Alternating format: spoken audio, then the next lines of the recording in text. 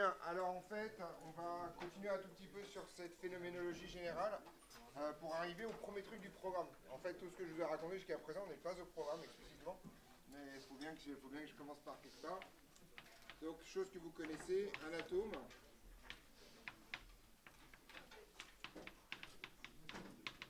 est constitué en fait de deux parties, d'accord? Alors, d'un noyau. Et ce noyau, en fait, contient ce qu'on appelle des nucléons, d'accord? C'est-à-dire les trucs qu'il y a dans le noyau. Et ces nucléons sont de deux types, des protons et des neutrons. Donc on a parlé des protons qui vous donnent le numéro atomique, hein, même si originellement c'est pas ça l'origine du numéro atomique et de la place dans la classification. Les neutrons, eux, vont donner justement les isotopes. Vous avez plus ou moins de neutrons à l'arrivée, voilà. L'ensemble s'appelle les nucléons. Et d'un nuage électronique.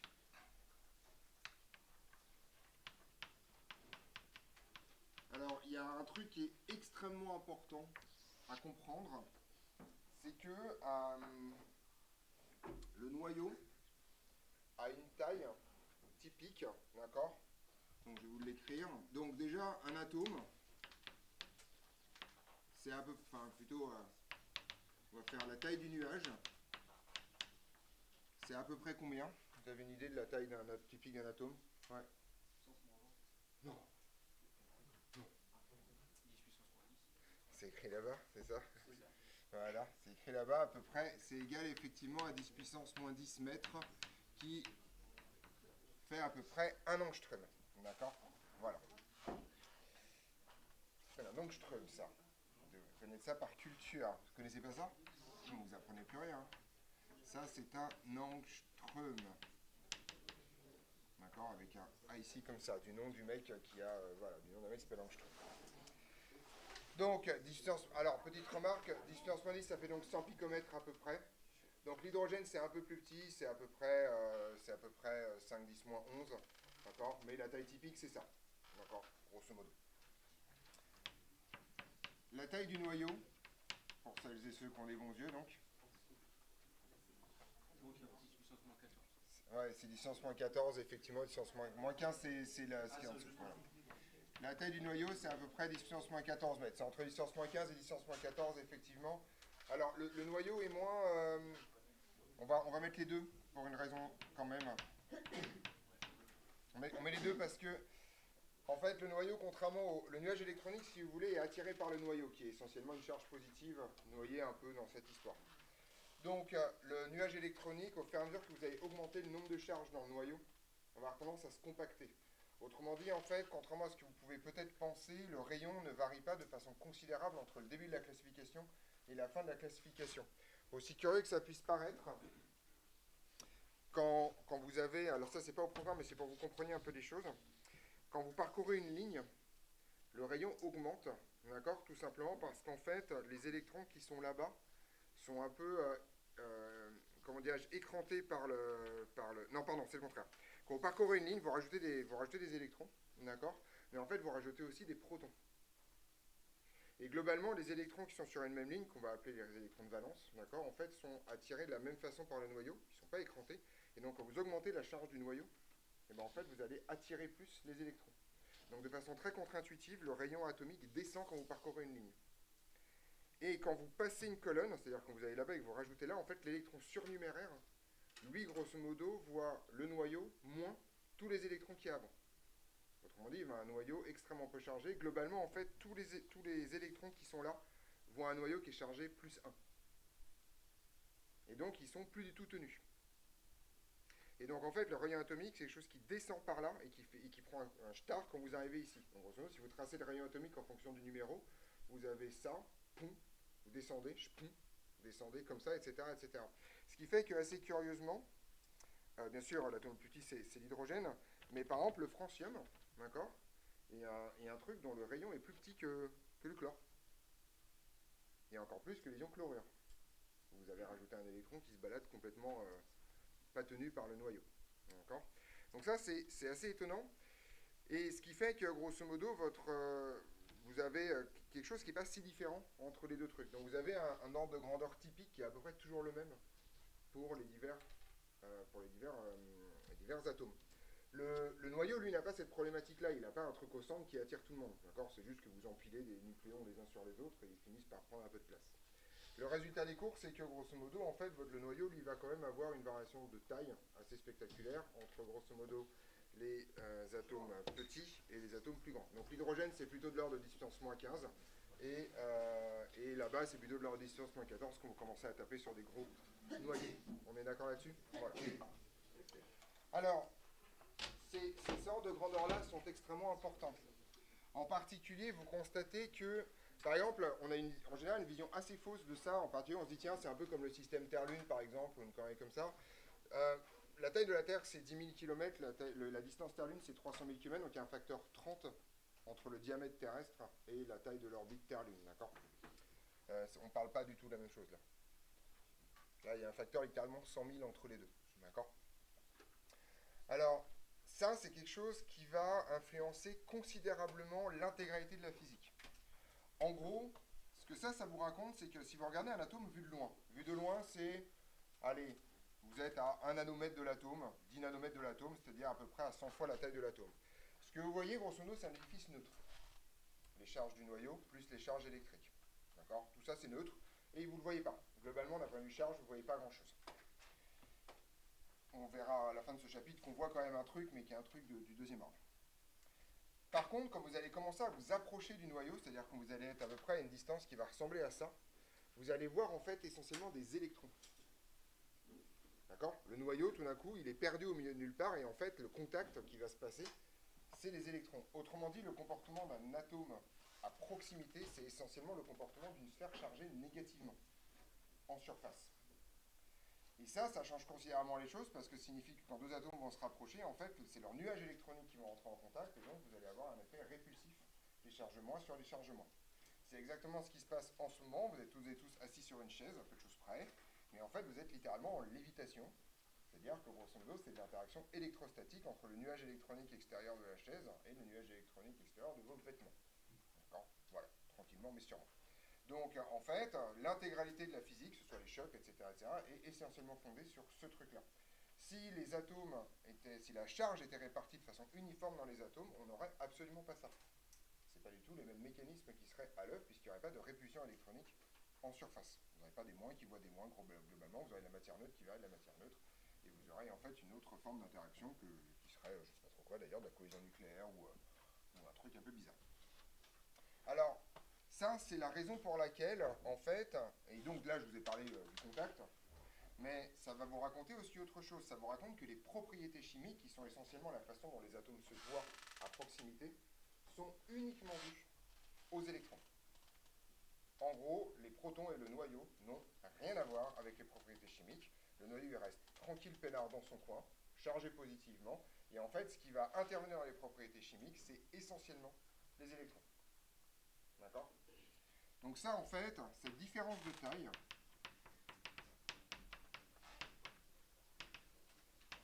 fait que les propriétés chimiques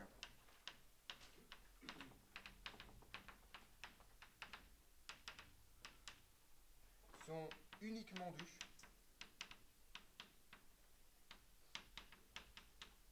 aux électrons. Et là, vous avez un truc qui est assez ironique, c'est que, et vous avez peut-être déjà posé la question quand vous avez appris cette histoire et le nombre de masses et ce genre de bêtises. Ok, on classe les atomes par propriétés chimiques. D'accord? C'est ce que je vous ai expliqué la semaine dernière. Les propriétés chimiques sont essentiellement liées aux électrons. D'accord? Comme les électrons pour les atomes, le nombre d'électrons c'est égal au nombre de protons, on finit par dire que Z, en fait, le numéro atomique, justement parce que sinon les électrons ça change et qu'ils se barrent dans tous les sens, c'est le nombre de protons. Et donc ce qui est assez rigolo, c'est cette espèce de coïncidences successives, qui sont quand même essentielles par ailleurs, c'est pas non plus des gigantesques coups de bol, la matière est neutre, c'est normal qu'il y ait eu autant de protons que d'électrons dans cette histoire, mais je pense qu'on a dû vous bassiner à un moment donné ou à un autre de votre existence pour dire non, Z c'est pas le nombre d'électrons, c'est le nombre de protons, tout simplement parce que quand Na devient Na+, il garde le même numéro atomique parce que c'est le même élément, alors qu'il perd un électron dans cette histoire, d'accord? Quand Na devient Na+, il devient pas, on l'écrit pas en tout cas comme du néon. Par contre, quand Na devient Na+, il va avoir les mêmes propriétés électroniques que le néon. en qu'atomes, pour le coup. D'accord? Et ça, c'est assez rigolo parce que c'est là où on voit que la survivance de cette classification-là est liée à un petit enchaînement de coïncidences, enfin de coïncidences, bonne coïncidence quand même, hein, d'accord, qui grosso modo fait qu'on vous a bassiné sur le fait que Z c'était le nombre de protons, ce qui est vrai, c'est une définition stricte, il n'y a aucun problème là-dessus, que donc les bestioles sont appelées en fonction de leur composition nucléaire, mais que essentiellement cette classification reflète les propriétés chimiques de l'atome avant qu'on lui ait viré ou lui ait rajouté quelques électrons. D'accord? Et ça paraît pas, mais ça fait partie des grandes confusions, en particulier pour les gens qui n'ont pas bien écouté ce que leur prof de physique leur racontait au collège et au lycée. D'accord? Ce qui fait que les gens en particulier confondent très volontiers, en particulier quand on vous dit par exemple, je sais pas moi, le sodium c'est dangereux, ben, ça dépend quoi en fait.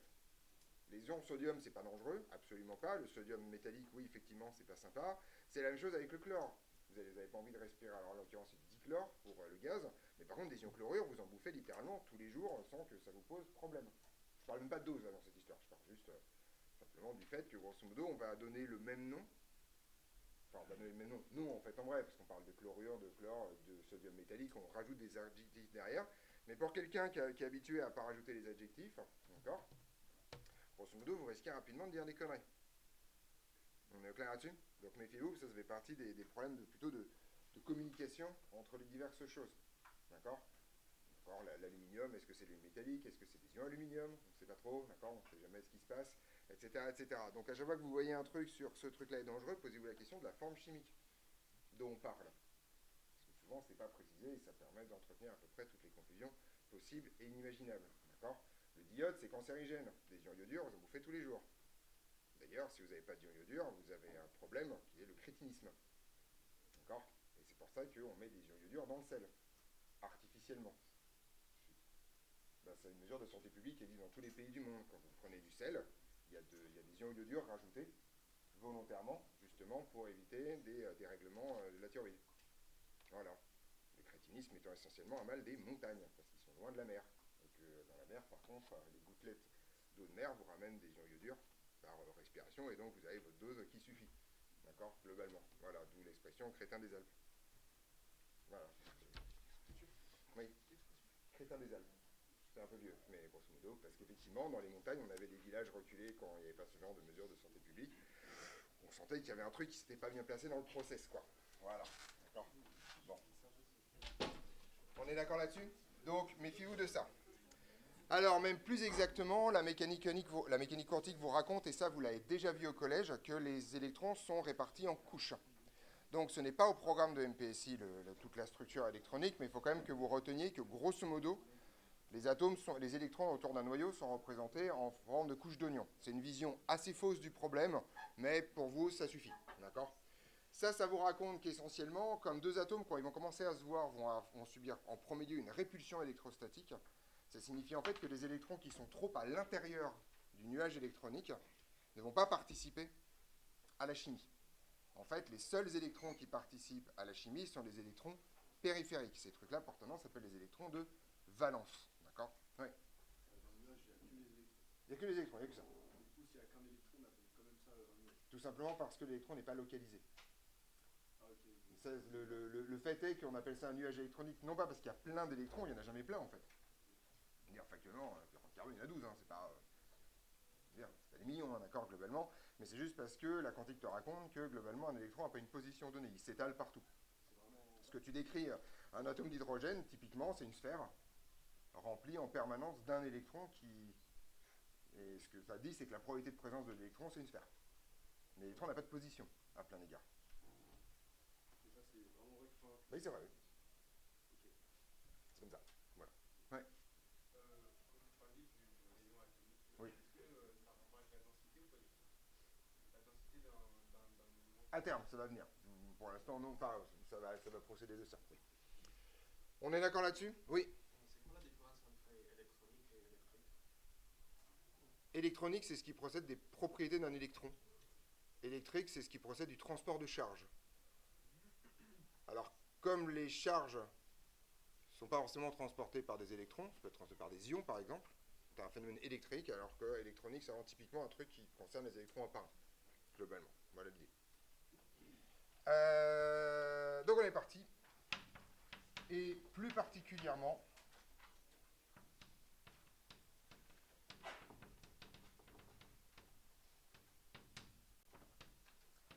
des électrons périphériques.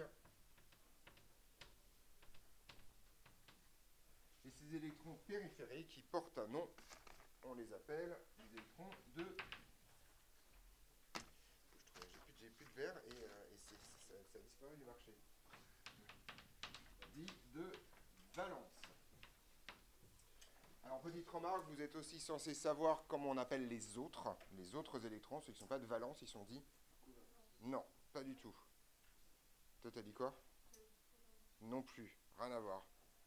Non, ok. Par opposition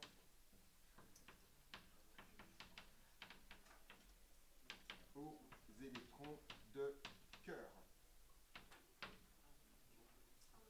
De cœur, ils sont au cœur de l'atome, les électrons de cœur et les électrons de valence. Oui.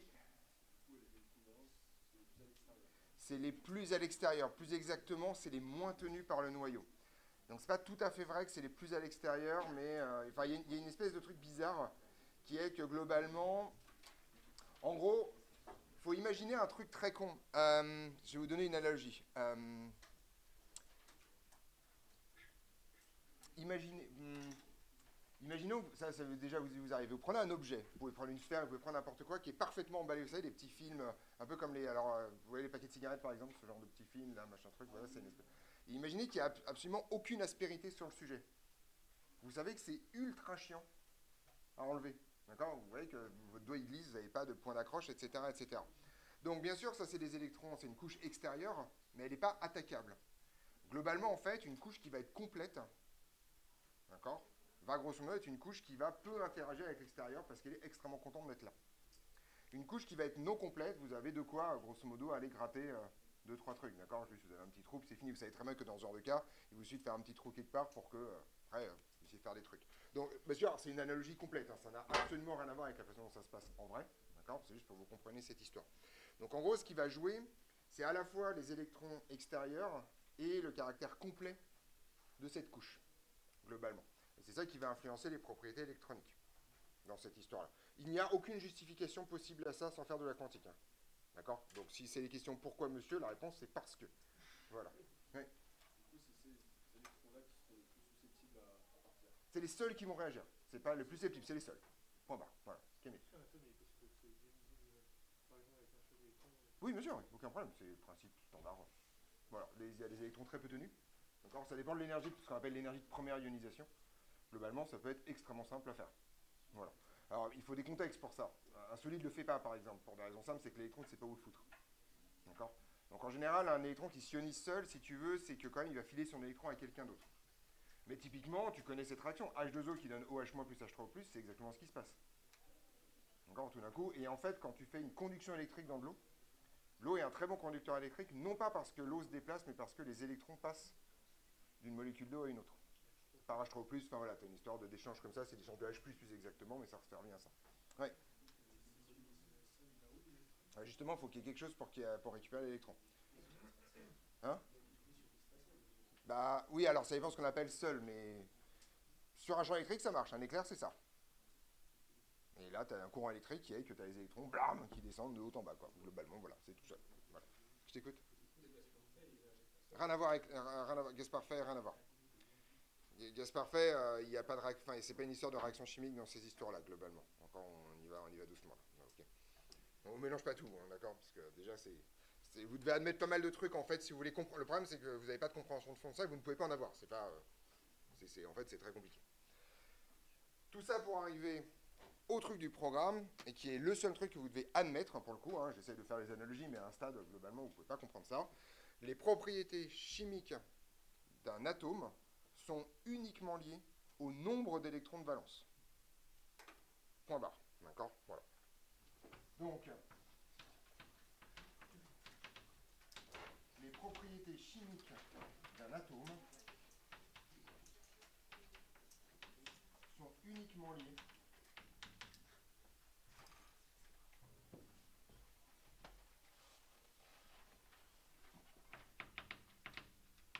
au nombre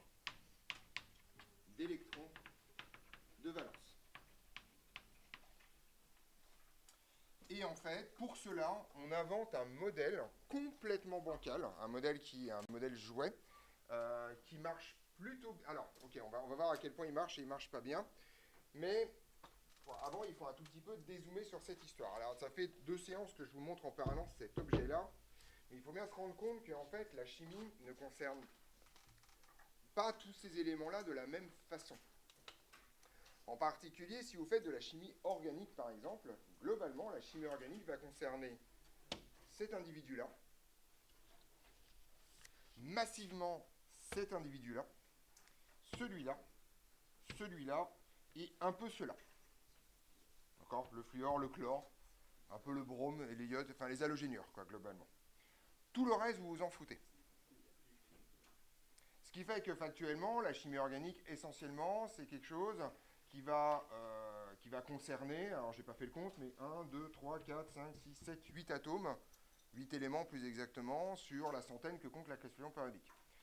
Tout ce qui se passe là, c'est la physique des métaux, qui est une physique beaucoup plus compliquée, à plein d'égards. Okay.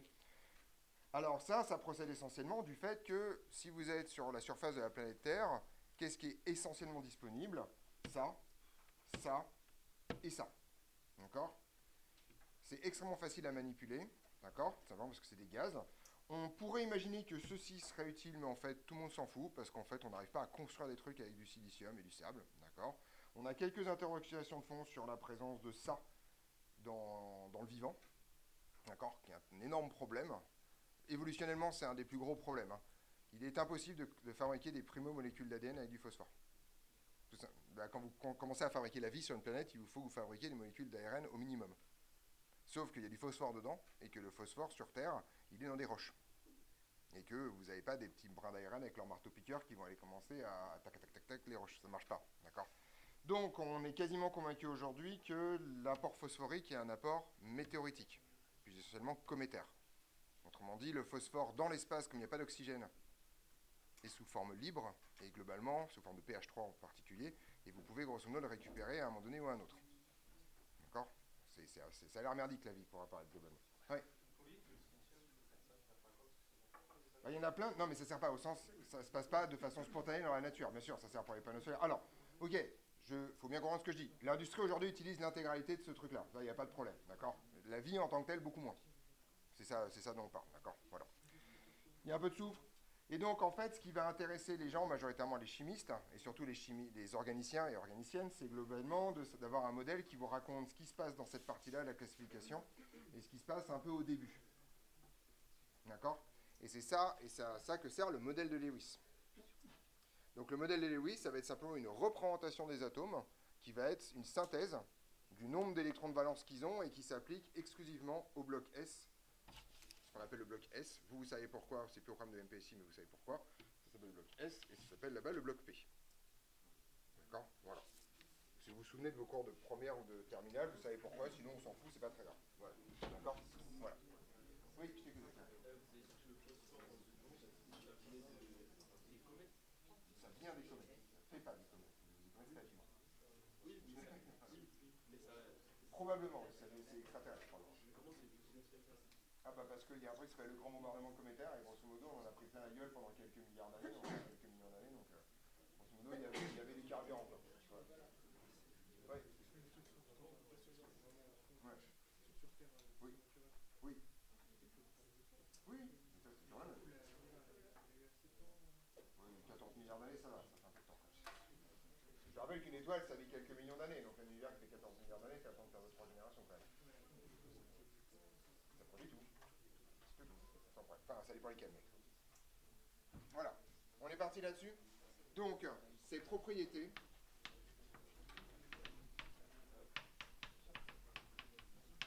sont décrites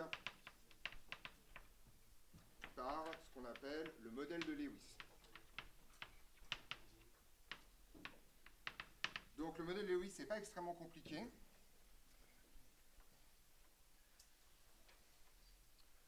Donc le modèle de Lewis, vous avez deux trucs. Je vais continuer. Où tout élément d'une même colonne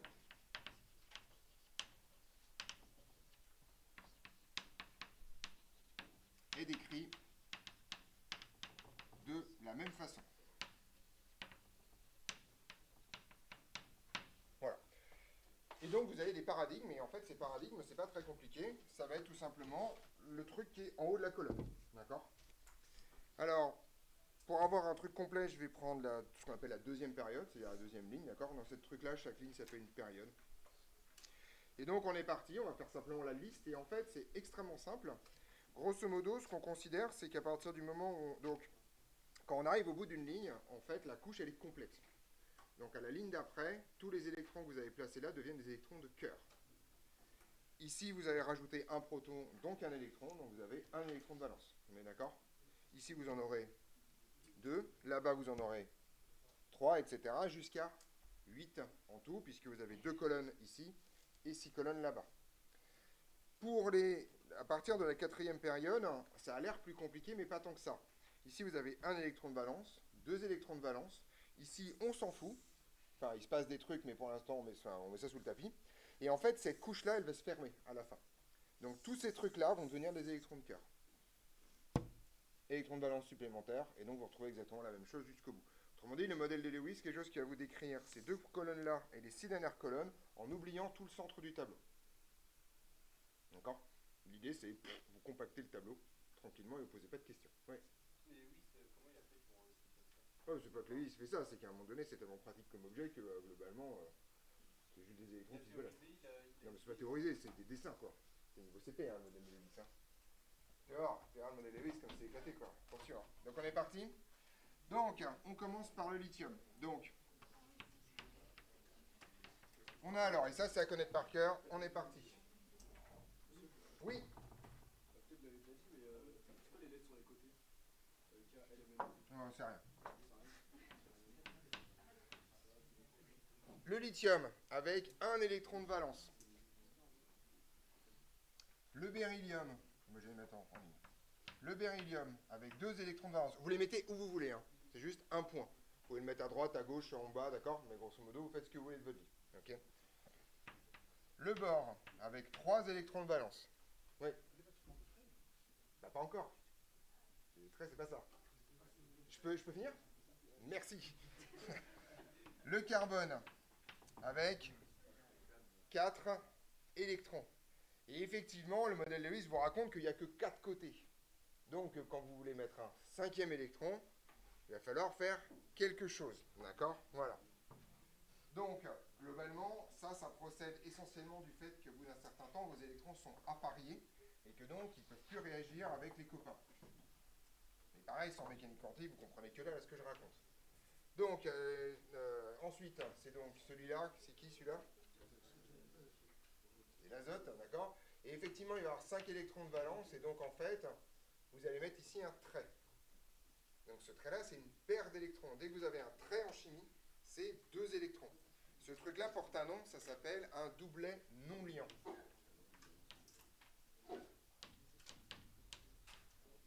Tout simplement parce que ce doublet, sauf exception, ne veut pas constituer de liaison. D'accord? L'oxygène, comme ça. Le fluor, comme ça. Et le dernier dans cette ligne, qui est le néon, qui est complètement fermé avec 8 électrons de valence, tous organisés en 4 doublets non liants. D'accord? Alors, pour un certain nombre d'entre eux, il existe des versions alternatives pour bricoler. Alors, c'est Joe la bricole à 1 degré, vous imaginez même pas ce truc-là. D'accord? Donc, le carbone essentiellement est tétravalent, mais des fois il devient trivalent. Donc, le carbone, parfois, je vous le donne pour mémoire, peut avoir cette forme-là. Vous appariez 2 des électrons et vous mettez ce qu'on appelle une lacune ici. Autrement dit, un truc capable d'accueillir un doublet en entier. Voilà. L'azote n'a pas trop de problème. Le 1 qui a un problème ici, c'est celui-là, qui effectivement peut se retrouver comme ça avec une lacune ici. Donc vous mettez 2 doublets non liants et machin. D'accord? Ces formes-là, les formes blanches, s'appellent des formes hybridées. D'accord? Alors c'est des vrais trucs de quantique par ailleurs. Alors, ça, c'est ce qu'on appelle une hybridation SP3. Il y a aussi une hybridation SP2. La première, c'est l'hybridation SP4. Celle-là, je crois que c'est une hybridation SP2. Globalement, c'est des vrais trucs de quantique, ça. C'est des niveaux électroniques qui se remettent qui se recombinent ensemble. Là, pour vous, c'est juste de la bricole qui marche vagos. D'accord? Voilà. On est au clair là-dessus? Donc, ce que vous devez vous savoir, c'est les représentations de Lewis par cœur. Vous voyez que grosso modo, ça consiste simplement à savoir compter de 1 jusqu'à 8 et à comprendre qu'à partir de 4, vous mettez les doublets en doublet non lien. D'accord? C'est pas mortel. Okay. Ouais. C'est rien. Je ne vais pas réexpliquer. Je n'explique pas. Je dis c'est comme ça. J'ai aucune explication possible. D'accord? Mais vous choisissez pas.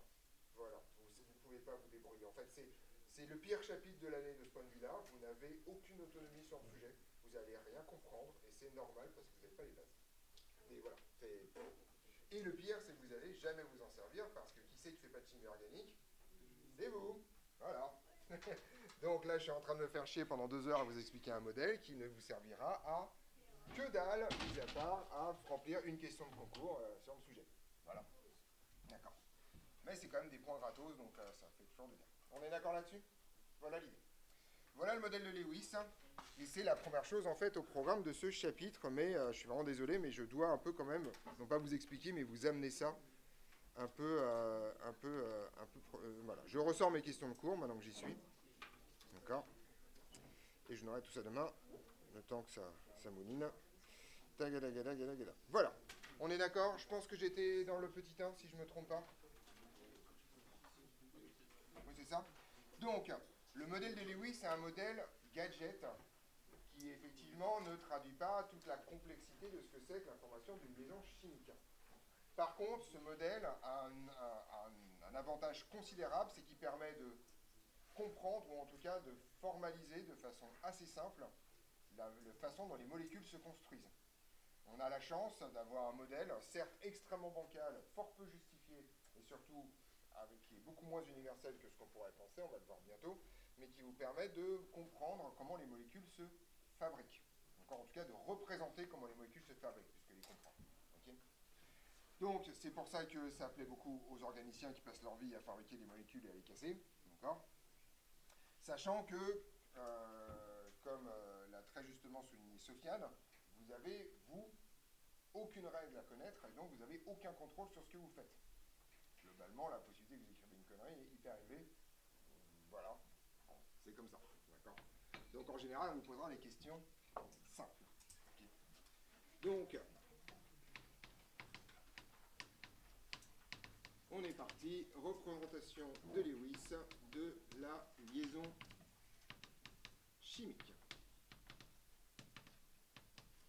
Alors ça reprend la question de Simon en fait tout à l'heure. À un moment donné, on finit par comprendre qu'une liaison chimique n'est que la mise en commun d'au moins une paire d'électrons. D'accord? C'est ça une liaison chimique, globalement. Donc grosso modo, en fait, ce qui se passe d'un point de vue énergétique, c'est que vous prenez 2 atomes avec leur nuage électronique et ils se rendent compte en s'approchant que s'ils mettent en commun 2 électrons, l'énergie globale du système va baisser. Autrement dit, vous passez à une situation énergétiquement plus stable. D'accord? Voilà l'idée. Donc, c'est assez compliqué et assez subtil. Si vous voulez comprendre ça, vous allez faire un master en physique, et puis voilà. Mais pour l'instant, c'est loin de vous. Oui.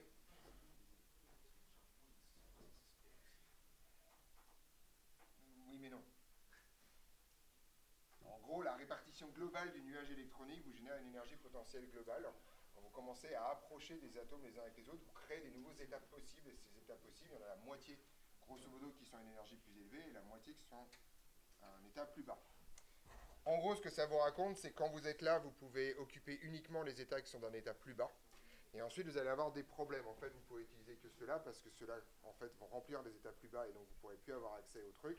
Il y a un vrai truc globalement dans cette histoire de moitié. Grosso modo, ce que ça te raconte, c'est que si tu prends un état comme ça que tu les mets ensemble, tu vas avoir un état de plus basse énergie et un état de plus haute énergie. Et en gros, tes 2 électrons-là, ils vont pouvoir descendre là, ils vont être contents. Sauf si tu as un électron de trop, ils vont arriver là-haut et ça va être instable. Donc il ne va pas former de liaison celui-là. Et après, il y a des trucs beaucoup plus compliqués. En fait, c'est beaucoup plus compliqué que ça. D'accord? Voilà, c'est de l'algèbre linéaire. Grosso modo, hein, c'est du sous-espace vectoriel. Voilà, c'est tout ça. Oui, vous saviez. Oui. La mécanique quantique, c'est essentiellement de l'algèbre linéaire. D'accord? Voilà, de la combinaison linéaire, des sous-espaces vectoriels. Voilà, c'est essentiellement des maths. On est parti. Donc, petite définition. Une liaison chimique, procède toujours de la mise en commun d'au moins une paire d'électrons.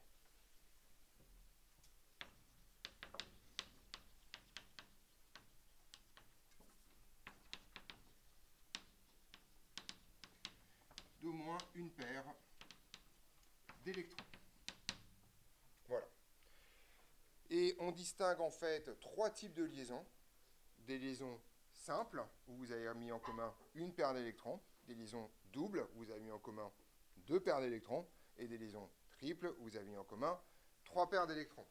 Pour reprendre la remarque de Mohamed tout à l'heure, vous ne pouvez pas avoir de... non, qui se repousse... Non. D'accord. Les électrons se repoussent et c'est pour ça qu'il faut avoir des liaisons quadruples. Au bout d'un certain temps, vous avez trop d'électrons concentrés au même endroit. Okay. Donc, on distingue des liaisons... Alors, on distingue les liaisons simples. Donc, une liaison simple, ça se représente comme ça. AB, d'accord, avec la liaison ici. Avec, il y a combien de doublets donc ici? Un doublet, et ce doublet il porte un nom, il s'appelle un doublet liant, puisqu'il attache les deux atomes ensemble.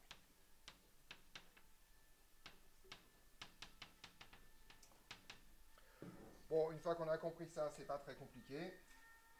Les liaisons doubles, effectivement. Donc une liaison double, ça se note comme ça. Deux traits, avec deux doublets non liants, d'accord? Avec deux doublets liants, pardon. Donc là, vous avez un trait, c'est deux électrons, hein, d'accord? C'est la même chose que les doublets liants et non liants, voilà. Et les liaisons triples, qui se notent A, 1, 2, 3, B, avec trois doublets liants, voilà. Alors, des choses que vous devez connaître, je regarde où j'en suis, voilà. Plus une liaison est multiple et plus elle est énergétique, c'est-à-dire difficile à casser, et courte.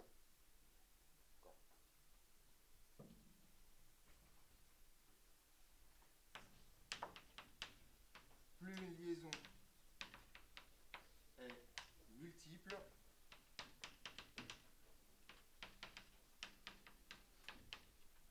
et plus elle est énergétique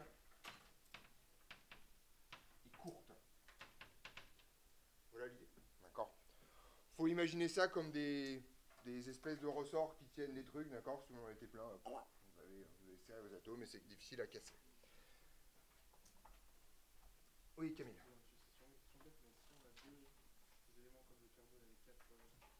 Ouais. Alors, CC, ça n'existe pas. C'est une des raisons pour lesquelles CC n'existe pas, parce qu'il ne peut pas faire une liaison quadruple. Il va falloir que tu rajoutes quelque chose. Non, non, en fait, on ne peut pas faire de liaison quadruple pour les questions de... Il y a trop d'électrons au même endroit. Voilà, c'est ça l'idée.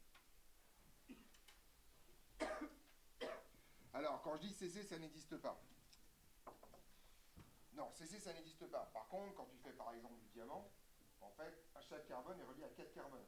Qui lui-même est relié à 4 carbones, qui lui-même est relié à 4 carbones. Mais tu vois, c'est pas un carbone qui a 4 liaisons avec un carbone. C'est pas ça. Grosso modo, c'est pas ça. D'accord? C'est ça, et puis ça, et puis ça, et puis ça, et puis là, t'en fais plein dans tous les sens, et là, ça fonctionne. Okay. Mais les liaisons quadruples, ça n'existe pas. Oui. Tu veux que c'est ça comme ça, on fait géométrique, ça allonge, là on va faire de la cristallo après. Donc, ouais, ça, on va y arriver. D'accord. Alors, non, c'est du vocabulaire. En gros, quand un atome est attaché avec un seul atome, il est dit monovalent. Quand il est attaché à deux atomes, il est dit divalent. S'il est attaché à trois atomes, il est trivalent. Et quand quatre atomes, il est tétravalent. Et en théorie, il n'y a pas plus. Voilà. Oui. Qu'est-ce que ça signifie que la liaison est plus courte? C'est-à-dire que les... Alors, ok, je vais redéfinir ça. La distance, ce qu'on appelle la taille de liaison, c'est la distance entre les centres des atomes. D'accord. Petite remarque, c'est important, effectivement. La taille de la liaison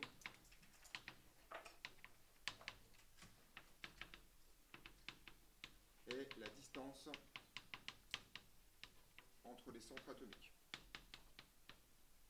Ça vaut effectivement le coup de le préciser. Voilà. Donc, Donc c'est dans un modèle où on décrit les atomes comme des sphères. Enfin voilà, globalement il y a aussi pas mal de problèmes, mais dans le principe c'est ça.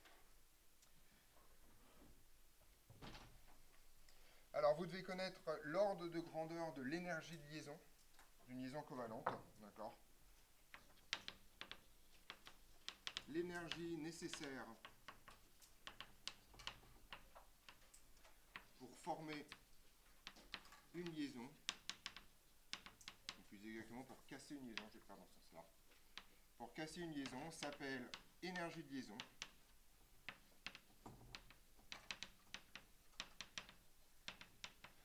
C'est pas cassé en fait, non? Attendez, je dis une connerie. Pour former une liaison, pardon. Pour former une liaison, ça s'appelle énergie de liaison. Autrement dit, quand vous avez une liaison, que vous la cassez, vous avez libéré de l'énergie dans cette histoire. D'accord? Ça s'appelle énergie de liaison. Pour une liaison simple,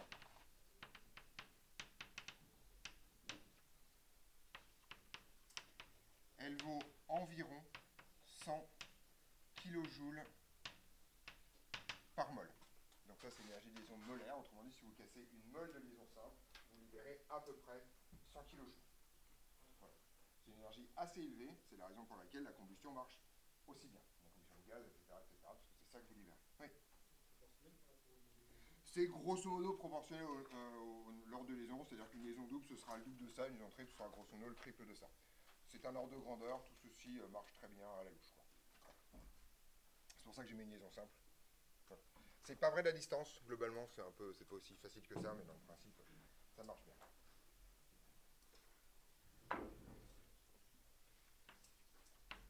La taille d'une liaison simple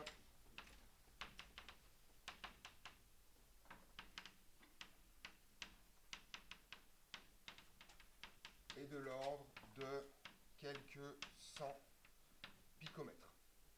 Donc grosso modo, une liaison simple, c'est quelques centaines de picomètres, d'accord? Donc quelques angstroms si vous avez compris. 100 picomètres, c'est un angstrom. Voilà. Oui, Mohamed.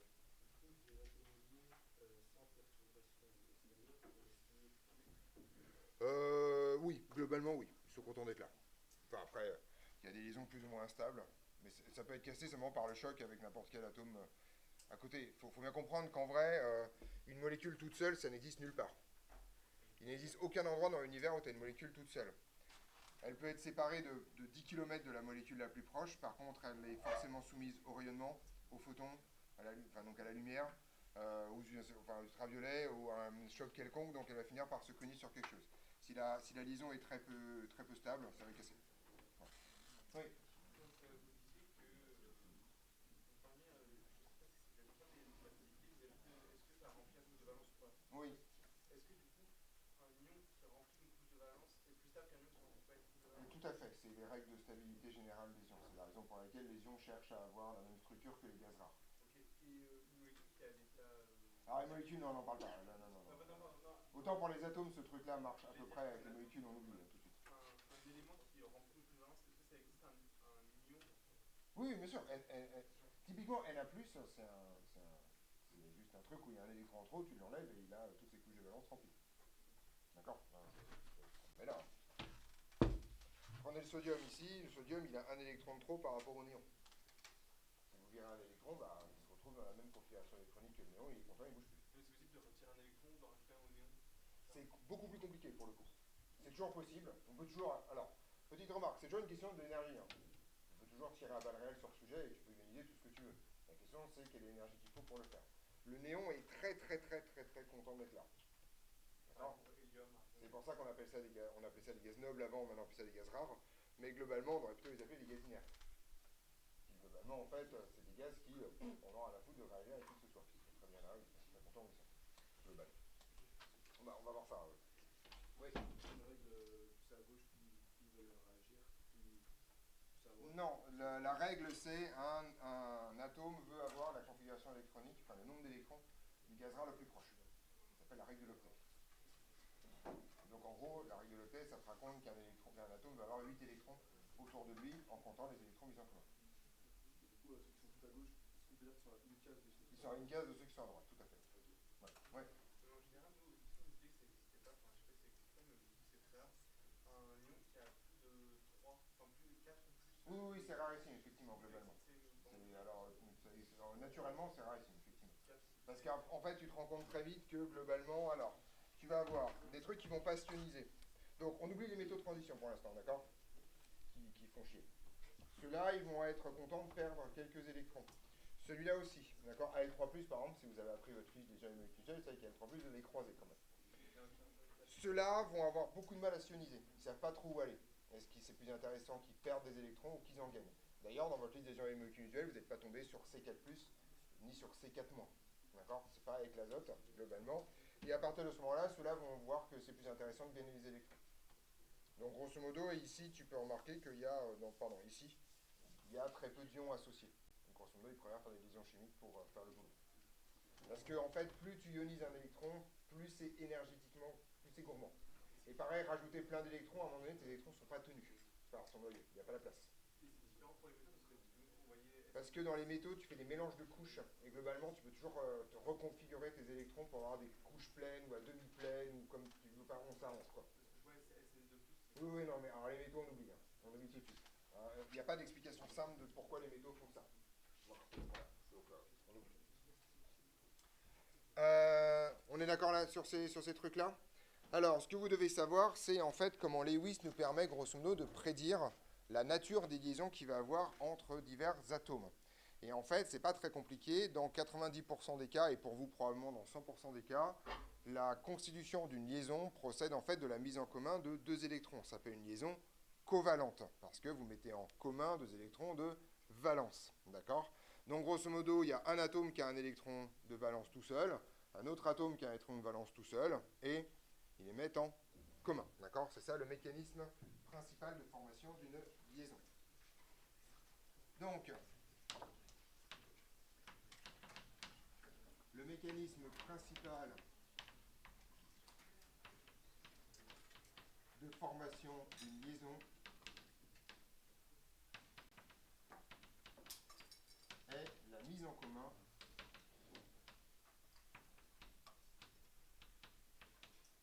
de deux électrons venant chacun d'un atome différent.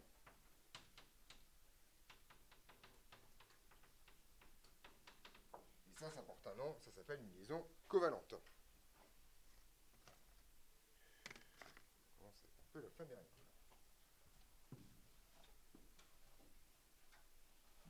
Donc, on parle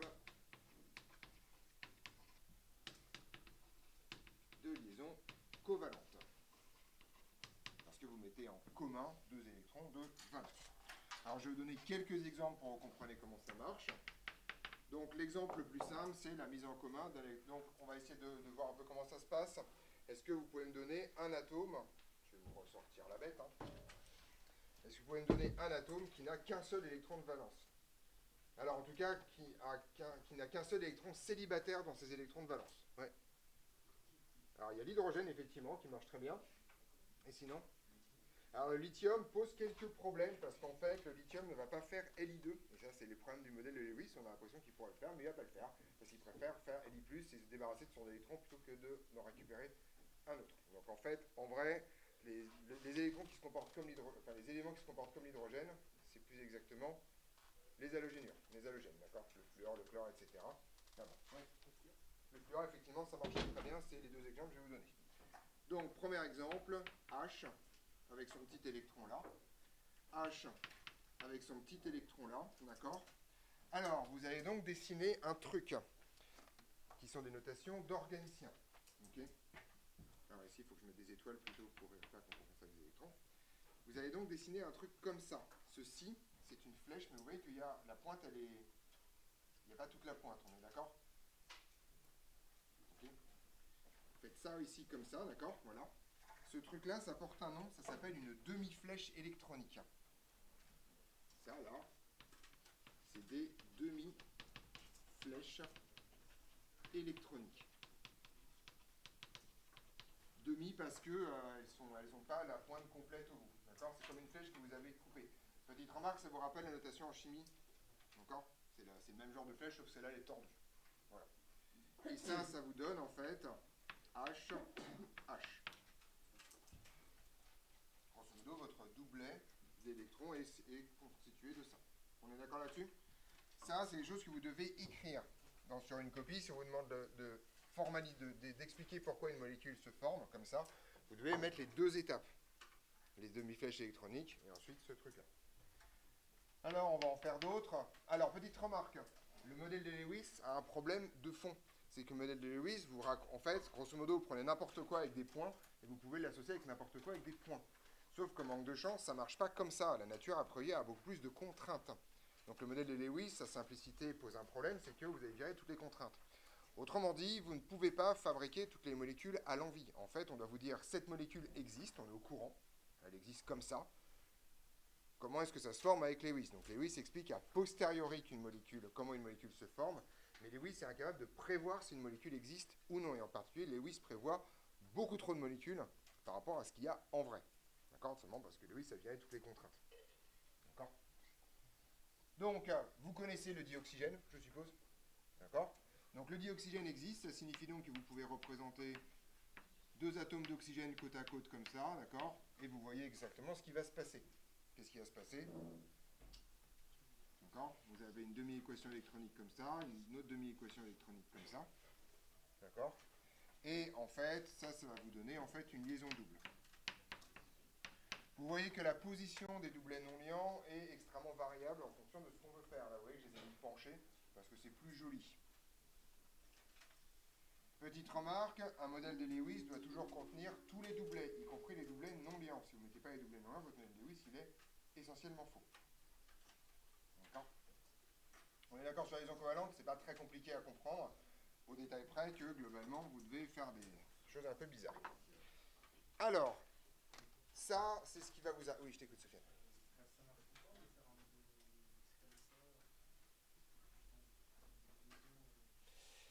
En gros, on me dit la molécule existe, ce truc-là est au centre, autrement dit, tous les atomes sont attachés dessus. Comment ça marche? Voilà.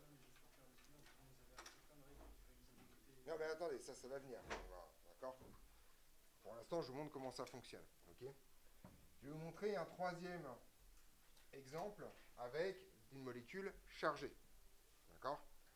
Donc, vous avez dû apprendre, par exemple, que il existe une molécule comme Cl-. D'accord? Ce truc-là est dans... Je crois qu'elle est dans la fiche des ions et molécules usuelles, Cl-. D'accord? Voilà. Alors, Cl-, comment ça marche? Donc, en fait, l'idée est la chose suivante. Donc, on écrit, dans ce cas, on écrit les atomes sans charge. Donc, vous avez le chlore. Donc, le chlore, c'est comme ça. Vous avez l'oxygène qui est comme ça, on est d'accord? Et on choisit sur quel atome on rajoute la charge. Donc là, comme il y a un moins, il faut que vous rajoutiez un électron quelque part. On est d'accord? Et on choisit où on rajoute la charge.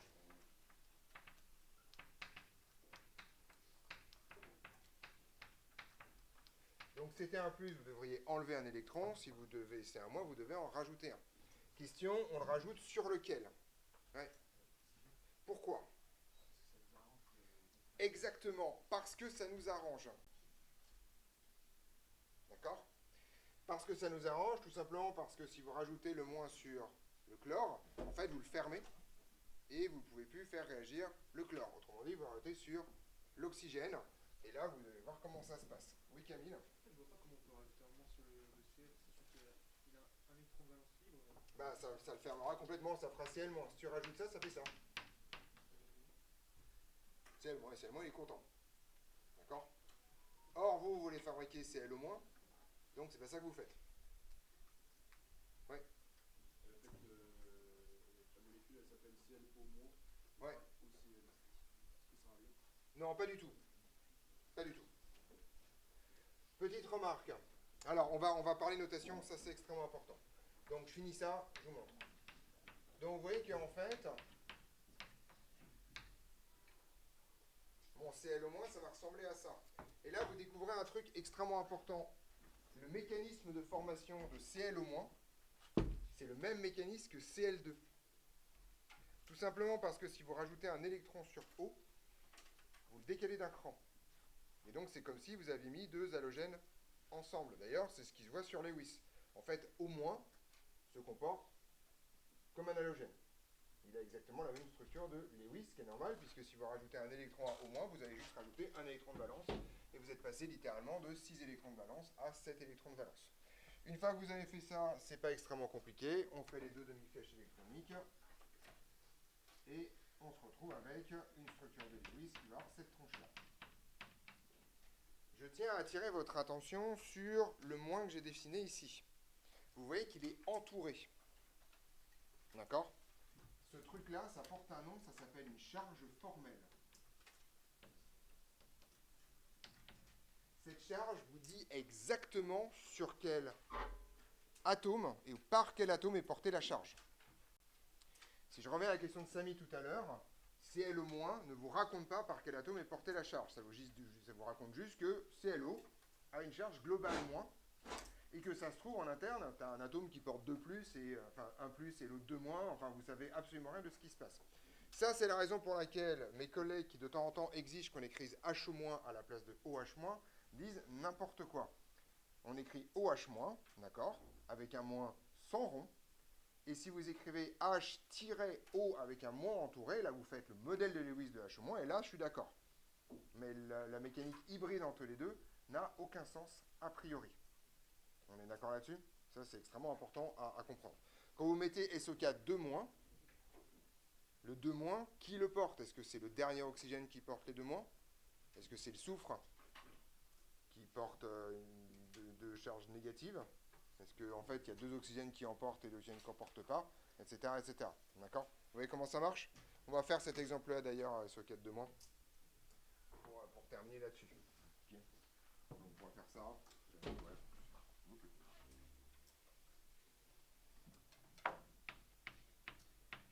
SO4 2-, d'accord? Ah ben non, je peux pas encore, pardon. Vous n'avez pas les règles, évidemment. Voilà. Bien. Alors, ça c'est la première chose. Vous avez compris comment ça fonctionne? D'accord? Dans cette histoire-là. Alors, il existe un autre mécanisme de formation des liaisons, qui est en fait qu'un atome va fournir les 2 électrons à un autre atome qui possède une lacune. D'où la question de Sofiane tout à l'heure. Comme on sait, quand on n'a pas le choix, on utilise des lacunes pour se débrouiller. D'accord? Voilà. Donc, on peut plus rarement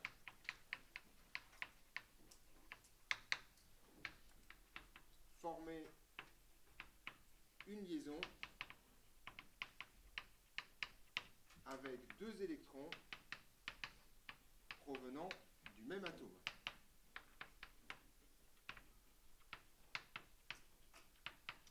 Vers une lacune. Dans ce cas-là, on parle de liaison de coordination ou de liaison dative.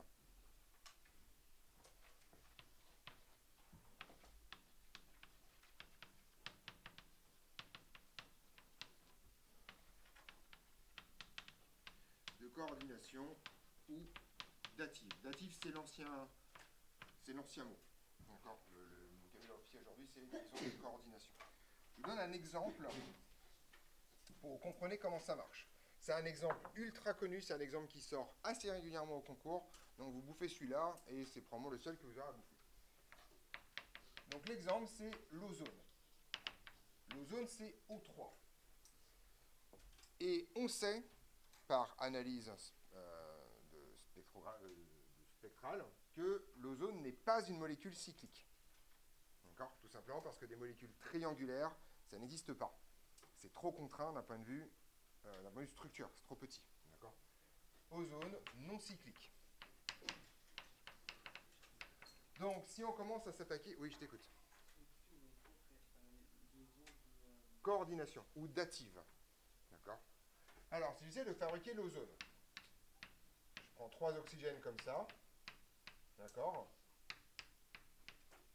Et là, vous voyez que soit je fais les liaisons comme j'ai fait d'habitude et je la rends cyclique, soit je suis coincé. D'accord? Que O2, ça marcherait très bien. Mais si je fais O2, j'ai un troisième qui reste un peu coincé. Je pourrais effectivement faire un triangle, mais les molécules triangulaires, ça n'existe pas. D'accord? À plein égard, c'est trop contraint. Donc là, pour le coup, le modèle de Lewis m'empêche de fabriquer la molécule d'ozone. Or, cette molécule existe. Donc, on va devoir bricoler.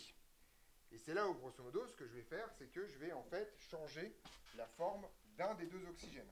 avec sa forme alternative. Vous vous souvenez? Donc grosso modo, en fait, ce que je vais faire, c'est que celui-là, je vais le mettre sous cette forme-là. On est au clair? Alors maintenant, on voit presque ce qui va se passer. Je vais tout simplement apparier ces deux électrons, ces deux paires d'électrons libres pour faire des liaisons covalentes normales. Et je vais utiliser ici un doublet complet. Et là, comme je transfère deux électrons, ma flèche va être une flèche électronique complète. Comme ça. D'accord? Donc vous prenez littéralement un doublet et vous le mettez dans la lacune. D'accord? Ceci est une flèche complète.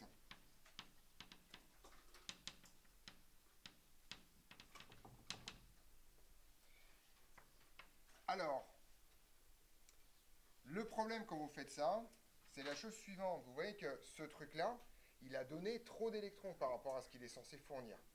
Autrement dit, en fait, pour lui, il a perdu une charge. En fait, grosso modo, tout se passe comme si vous avez pris un électron, vous l'avez filé à lui et qu'ensuite ils avaient fait une liaison covalente.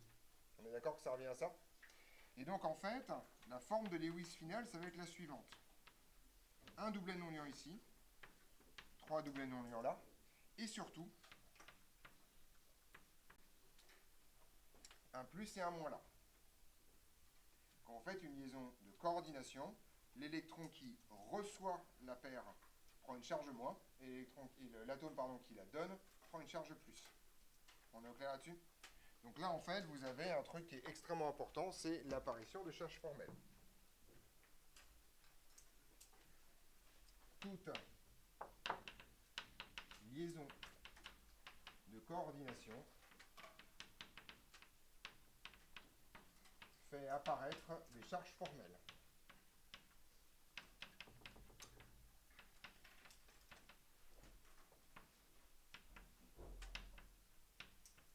Donc moins sur l'accepteur et plus sur le donneur. Avec pour résultat des courses que c'est neutre dans son ensemble. Oui. Là, en fait, l'ozone n'est pas un ion. Donc là, vous voyez que vous avez un truc bizarre, c'est que l'ozone, a priori, a une charge globale nulle, on est d'accord, mais vous avez un atome qui est chargé plus et un atome qui est chargé moins à l'intérieur. Et la somme des deux fait, voilà, la somme des deux fait 0. Et effectivement, ce truc-là, un moment dipolaire, un truc comme ça, etc., qui va être fort, beaucoup plus fort en fait que ce qu'on pourrait penser sans ça. Oui. Sur l'accepteur, sur le donneur. D'accord? C'est ce qui se passe ici. Apprenez par cœur celui-là, qui est un gros classique. A priori, vous êtes peu susceptible de tomber sur des liaisons de coordination. En général, vous aurez des choses plutôt simples. Oui. Et donc, dans l'air, c'est avec les rayonnements UV que l'ozone se... Exactement, l'ozone se casse. Et comment est-ce qu'on fait pour trouver un... Comment est-ce que ça se fait pour qu'il y ait un... Pour qu'on ait un O+, et qu'après qu'on a un... En gros, ce qui va se passer en vrai, c'est que le rayonnement globalement va faire ce qu'on appelle des radicaux libres. C'est-à-dire, en fait, tu vas arracher un électron d'un oxygène, qui va donc se retrouver en O+, d'accord? Et ensuite, il va avoir des trucs qui vont se balader et qui vont former ce genre de trucs. L'ozone est une molécule essentiellement instable, mais qui passe sa vie à être formée, à être détruite par le rayonnement ultraviolet, globalement. Ça a une demi combien de temps? C'est pas une demi-vie, hein, ça dépend des circonstances, c'est pas radioactif cette histoire. Mais c'est pas... Ok. Il n'y a pas de radioactivité dans cette histoire. L'ozone, c'est très stable, globalement. C'est très stable par mécanisme de formation et de destruction, en fait. Plus qu'autre chose.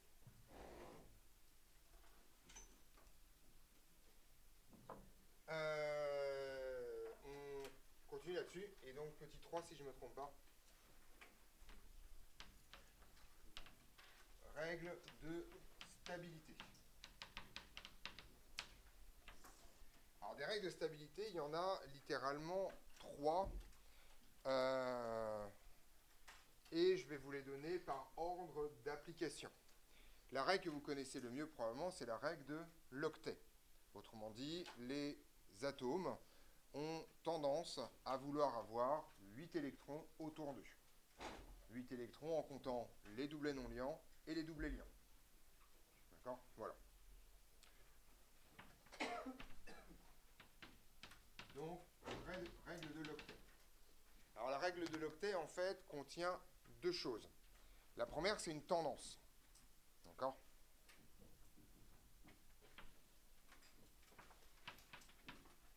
les atomes ont tendance à... Alors, non, je vais le faire autrement, pardon, excusez-moi. Donc, la première règle générale, c'est les atomes ont tendance à se rapprocher de la structure de Lewis des gaz rares. Voilà l'idée. C'est ça la règle générale. Globalement, ils ont envie de faire ça, tout simplement parce que c'est ça qui vous garantit la plus grande stabilité. Alors, ceci va se décliner sur un certain nombre de règles. Par exemple, le lithium, le sodium, le potassium, le césium, d'accord? Oui. Rare. Gaz rare. Donc, le lithium qui ont un électron de valence vont avoir envie de faire quoi, à votre avis? De le perdre, d'accord? Donc, vont avoir tendance à faire Li+. Alors, en fait, quelle est la structure de Lewis de Li+? En fait, finalement, vous avez enlevé le dernier électron de valence et donc tout d'un coup, une partie des électrons de cœur deviennent les électrons de valence, puisque c'est la couche extérieure. Donc en fait, Li+, va avoir une structure de Lewis comme ça. D'accord? Pareil, Na va avoir tendance à faire Na+, avec 4 tours, K va avoir tendance à faire K+, avec K double liant, et CS va avoir tendance à faire Cr+. On est d'accord là-dessus? J'ai listé ceux qui sont là. Oui. Oui, alors effectivement, en plus tu as raison, le lithium, tu as raison, je dis n'importe quoi. Non mais en plus c'est important parce que je vais en parler par ensuite. Le lithium effectivement n'a que 2 électrons de valence puisqu'il n'y en a pas 8 tout court. On est d'accord sur cette première catégorie? Ça c'est donc les alcalins. On va faire la même chose mais en étant un tout petit peu moins systématique. Par exemple le magnésium, qui a 2 électrons, à votre avis, il va avoir envie de faire quoi? De perdre 2 électrons, d'accord? De faire donc Mg 2+. 2+, il en perd 2 électrons, et donc Mg 2+. D'accord? Voilà. Tout simplement pour se rapprocher des gaz rares un peu plus. Oui. Ça, c'est pas un alcalin, c'est un alkénothéreux. Ah oui, clairement, oui. Gagne. Voilà. Et au milieu, ils ne savent pas trop ce qu'ils font. D'accord? Voilà. Donc ça, c'est les exemples extrêmes. Il y en a un troisième que vous connaissez très bien. L'aluminium, il a tendance à vouloir faire quoi? À L3+. D'accord? Tout simplement parce qu'il perd 3 électrons et il est content. Oui. Bah, ils font rien, ils font pas ça, ils font pas d'ion en tout cas. Voilà, c'est ça l'idée. D'accord. Pareil, je mets des petites étoiles ici pour pas vous confondiez ça avec les...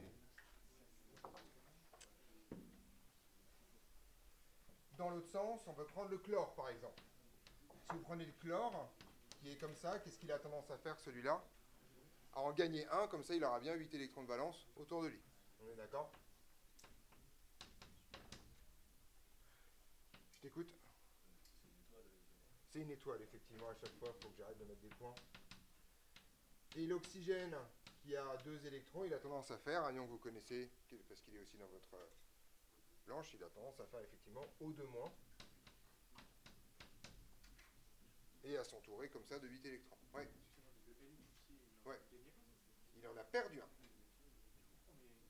Parce que c'est les électrons d'en dessous. Le lithium a 3 électrons en tout. S'il en perd un, 2. Exactement, ça devient les nouveaux électrons de valence. Tout à l'heure, on enlève la couche extérieure, donc la couche extérieure, c'était la couche qui était la N-1 avant, si tu veux. D'accord? Vous avez déjà épluché les oignons dans votre vie? Vous savez ce qui se passe si vous prenez un, vous enlevez la peau puis vous le laissez? Bah, vous allez avoir un peu de truc qui ressemble à de la peau qui se forme. Bon, après, ça va pourrir, mais dans le principe, c'est ça l'idée. Ouais. Il faut connaître, comme on sait que sur la première couche, on a fait 2, ensuite on a fait 8. Non, ça, vous n'avez pas à connaître ça. La structure SPD, vous n'avez pas à connaître ça. Ouais. Il n'y en a pas, en fait. Ah oui, non, mais je les ai enlevés au fur et à mesure, c'est juste pour que vous compreniez la tendance. Mais je vais, si vous voulez, ouais, t'as raison, je vais les mettre. Ici, il y en a 8. Ici, il y en aura 8. D'accord? L'aluminium, il n'y en a pas 8. Il y en a 2. Il y en a 8, c'est bon. Il y en a 8, c'est le bord qui fait 2. On est d'accord? Alors, on peut à se poser la question de ce qui se passe au milieu, par exemple, d'accord? Et on a également, par exemple, si je prends le CH4, vous connaissez le CH4, c'est du méthane, d'accord? On a déjà parlé ensemble, d'accord? CH4. CH4, c'est quoi la structure de Lewis de ce truc-là, à votre avis? Voilà, structure de Lewis, passagiométrie. Grosso modo, chaque H rapporte un électron, votre carbone a 4 électrons, ça va plutôt bien se placer. Donc grosso modo, en fait, vous voyez que votre carbone, il va avoir en fait une structure comme ça. Si vous comptez le nombre d'électrons autour de votre carbone, vous en avez combien ici? Vous avez effectivement 8 électrons.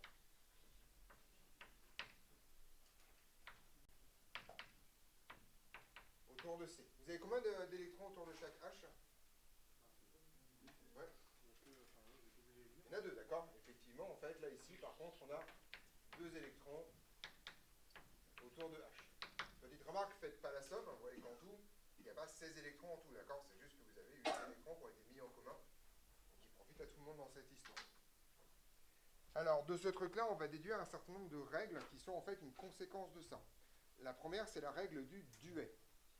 La règle du duet, c'est que l'hydrogène et le lithium, enfin plus exactement l'hydrogène, le lithium, le beryllium et le bore ont tendance à vouloir avoir 2 électrons autour d'eux. C'est la règle du duet.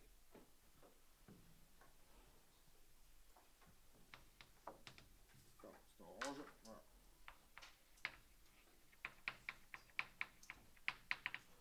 Donc, H, Li, B et BE, là, je vais le mettre dans le bon ordre, BE et B, ont tendance à avoir 2 électrons autour d'eux. Le plus important, c'est H. D'accord?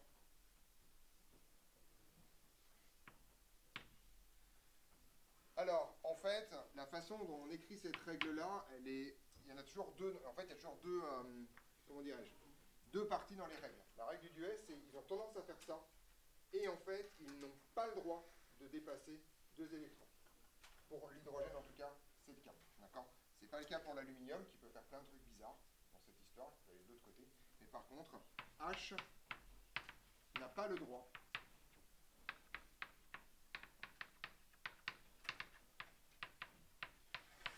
de dépasser 2 électrons.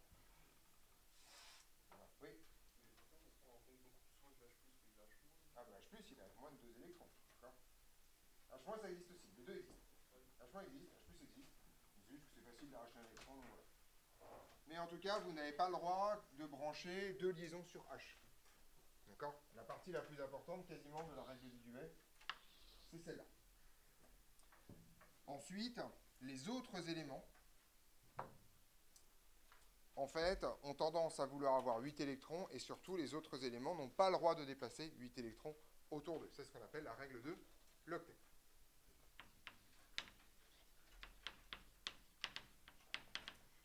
Règle de l'octet.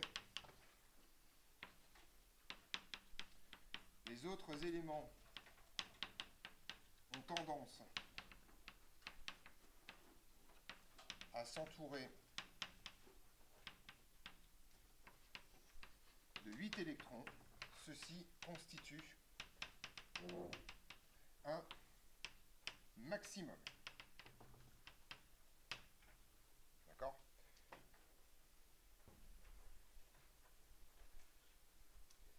On va donner plein d'exemples pour que vous compreniez comment ça marche dans cette histoire. D'accord? Alors, bien sûr, le grand classique, c'est CO2. CO2, ça... Oui, je t'écoute. Si l'élément il a 4 électrons de valence, Oui. il préfère en gagner 4 Il préfère en gagner 4, il préfère faire des liaisons. C'est ce qui se passe avec le carbone, globalement. Il ne s'ionisera pas. C'est trop cher. Voilà. Alors, on peut l'ioniser, hein, c'est pas la question, mais il faut fournir, quoi. CO2, d'accord? Si vous faites son modèle de Lewis, ça ressemblera à ça.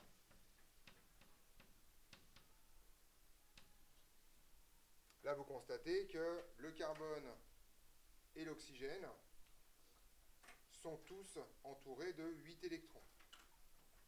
Le carbone central a bien 8 électrons autour de lui, et chacun des deux oxygènes ont bien 8 électrons autour d'eux, que ce soit en doublet liant ou en doublet non liant. D'accord? Donc ici, en fait, ici, C et O respectent la règle de l'octet. Aucun problème.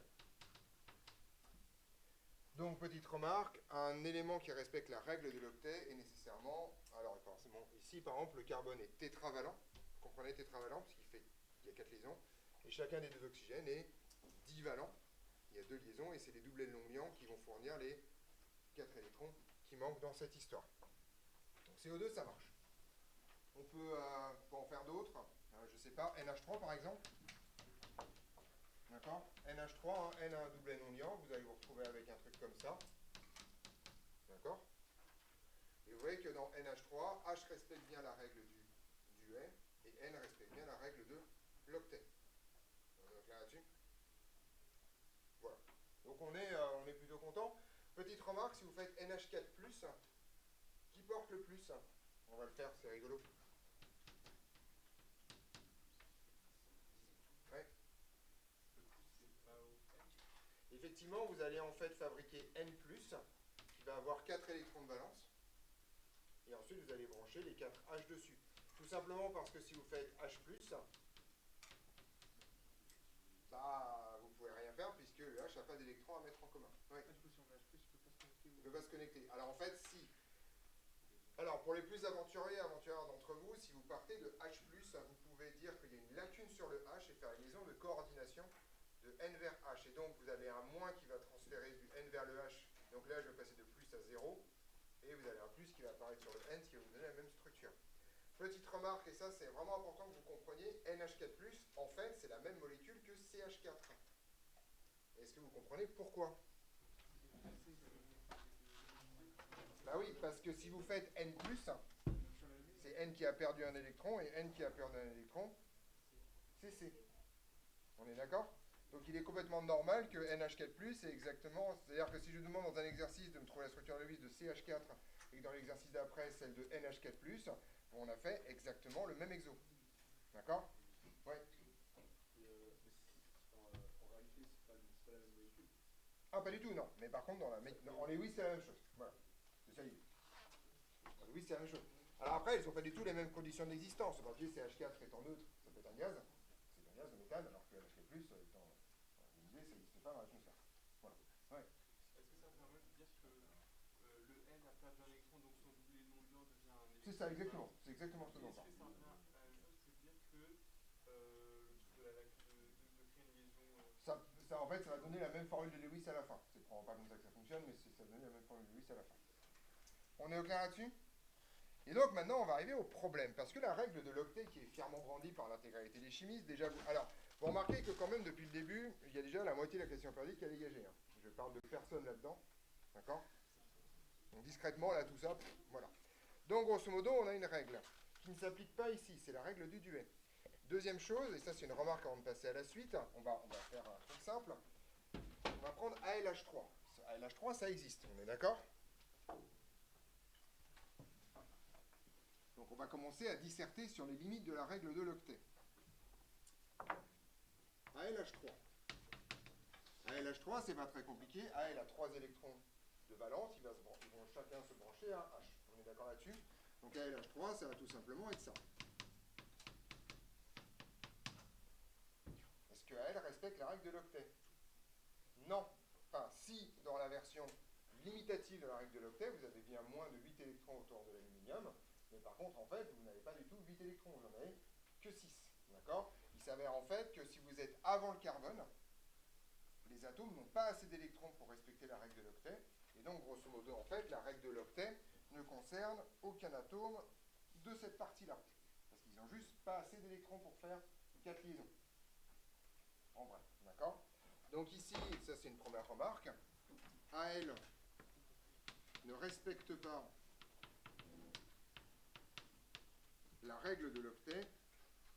En fait, vu comme j'ai présenté la règle de l'octet, il la respecte. J'ai dit qu'il avait tendance à le faire, mais il n'y arrive pas, d'accord? Mais en tout cas, il n'a pas 8 électrons autour de lui, d'accord? il est en fait déficient en électrons. Ça, c'est la première chose. Et puis, on arrive à celui que je voulais vous faire travailler tout à l'heure, qui est SO4, 2-. D'accord? Exemple final, SO4, 2-. Alors, SO4, 2-, c'est un truc qu'on connaît bien. C'est des ions sulfates, on est au courant, ce truc-là existe. Et donc, c'est un soufre qui est branché avec plein d'oxygène. Donc, pour l'instant, comme d'habitude, je vais dire OK, qu'est-ce qui se passe? Et le soufre, je vous rappelle, c'est comme ça. Voilà. Sur qui on met les moins. Alors déjà, on voit que si on les met sur le soufre, c'est foutu. D'accord? Vous faites S2-, c'est terminé, il est verrouillé. Donc les moins, on va les mettre sur les oxygènes. Un moins par oxygène, histoire de leur laisser quand même un petit électron célibataire pour qu'ils puissent faire le boulot. Donc on est parti. Je vais rajouter un moins là. Donc si, petite remarque, quand vous commencez à comprendre le principe, si je rajoute un moins sur l'oxygène, en fait, il se transforme en un truc qui ressemble à un halogène. Je vais le mettre de l'autre côté, hein, on peut le mettre un peu où on veut. Voilà. Et maintenant, il faut brancher. Ouais. Bah alors, les deux oxygènes auxquels on n'a pas touché, on branche une liaison au... Alors, les oxygènes sont tous branchés sur le soufre. Alors, je veux bien faire une lacune, mais vu le nombre d'électrons qu'il y a sur le soufre, si vous voulez, ça va commencer à être effectivement problématique. Okay? Donc, en fait, il s'avère que SO4, 2-, selon le modèle de Lewis que je vous ai enseigné, ne peut pas exister. Or, c'est un peu con qu'un modèle ne puisse pas décrire un truc qui, essentiellement, existe. C'est le problème de Lewis. Ouais.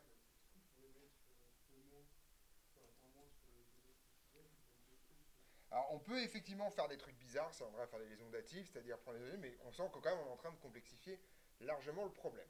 Alors, ça, là, c'est le gros point d'interrogation. Alors, en fait, il s'avère... Alors, on est d'accord sur le diagnostic. La règle de l'octet concerne personne ici. La règle de l'octet concerne personne ici, en haut. La règle de l'octet concerne personne ici, enfin si, mais ils s'en foutent, globalement. Donc pour l'instant, la règle de l'octet concerne ce bloc-là. On a quand même mis une grosse tarte à la validité de la règle de l'octet. Et il s'avère que dès que vous passez la troisième période, autrement dit cette ligne-là, incluse, vous pouvez en fait avoir un phénomène qu'on appelle l'hypervalence. L'hypervalence consistant à casser un doublet non liant pour le transformer en deux électrons liants. D'accord? Donc, ça c'est la dernière règle qui est importante parce que celle-là elle est au programme. Donc on est parti. Tous les éléments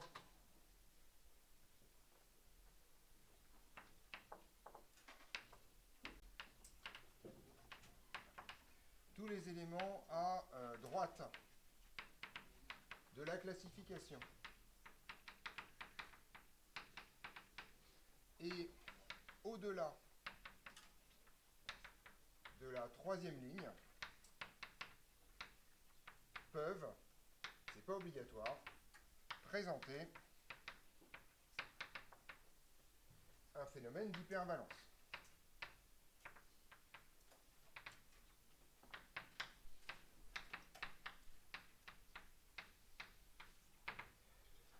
Le phénomène d'hypervalence est le suivant. Des doublets non liants peuvent se transformer en paires d'électrons liantes. Un doublet, un ou plusieurs,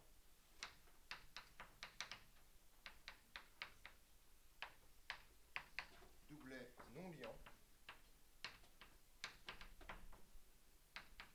peuvent devenir des paires d'électrons liants.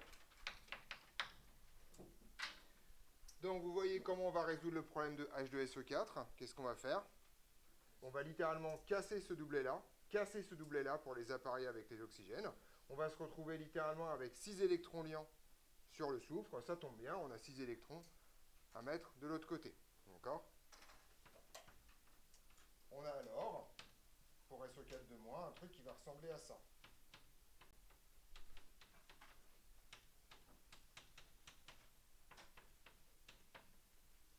Et maintenant, on va faire le bilan. Les oxygènes respectent bien la règle de l'octet. On est d'accord que chaque oxygène a 8 électrons autour de lui. Les moins ne comptent pas comme un électron, hein, d'accord? Vous comptez littéralement uniquement les paires. On est au clair là-dessus? Que chaque oxygène a 8 électrons autour de lui? C'est bon? Donc celui-là, il a 1, 2, 3, enfin 2, si on compte les paires, 1, 2, 3, 4 paires, ça fait bien 8 électrons. Ça. Le soufre, par contre, lui, a combien d'électrons autour de lui? Non, il a 6 paires d'électrons. Donc il a 12 électrons, d'accord? Donc le soufre, ici, en fait, a 12 électrons autour de lui parce qu'il est hypervalent. Tranquillement, mais sûrement. D'accord? Donc, l'hypervalence permet littéralement de violer la règle de l'octet sans aucune forme de problème. S a ici 12 électrons autour de lui. Il est par ailleurs hexavalent, ce qui est quand même assez rare pour être mentionné, d'accord, etc., etc. Donc, des gags comme ça, vous pouvez en faire plein. D'accord? Donc, en particulier, c'est comme ça qu'on crée des trucs avec les gaz rares qui vont se casser. Donc, par exemple, il y a un truc qui existe, c'est l'hexafluorure de xénon. Ou même l'octofluorure de xénon. Vous pouvez mettre 8 fluors sur du xénon, parce que vous pouvez tout péter et rajouter tout ce que vous voulez dans cette histoire. D'accord? Donc, comme dirait la jeune génération, miskin la règle de Lewis, qui grosso modo, en fait, ne concerne que ces 4 éléments-là. La règle de Lewis, la règle de l'octet, ne concerne en vrai que le carbone, l'azote, l'oxygène et le fluor. Ce qui n'est pas grave, parce que comme les organiciens, de toute façon, ils utilisent que ça, ils s'en foutent. On est d'accord là-dessus?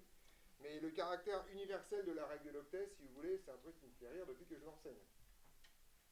D'accord? La règle du SCH tout seul, d'accord? Les autres, ils se débrouillent. Et la règle de l'octet, c'est ces 4-là. Tous les autres, grosso modo, peuvent être plus ou moins irréguliers par rapport à cette règle. Les métaux de transition en particulier font un peu ce qu'ils veulent de leur vie, etc., etc. On est d'accord là-dessus? Donc, vous n'avez alors, le problème de ce truc-là, c'est une partie relativement simple, par ailleurs. C'est juste du bricolage avec des petits points-points.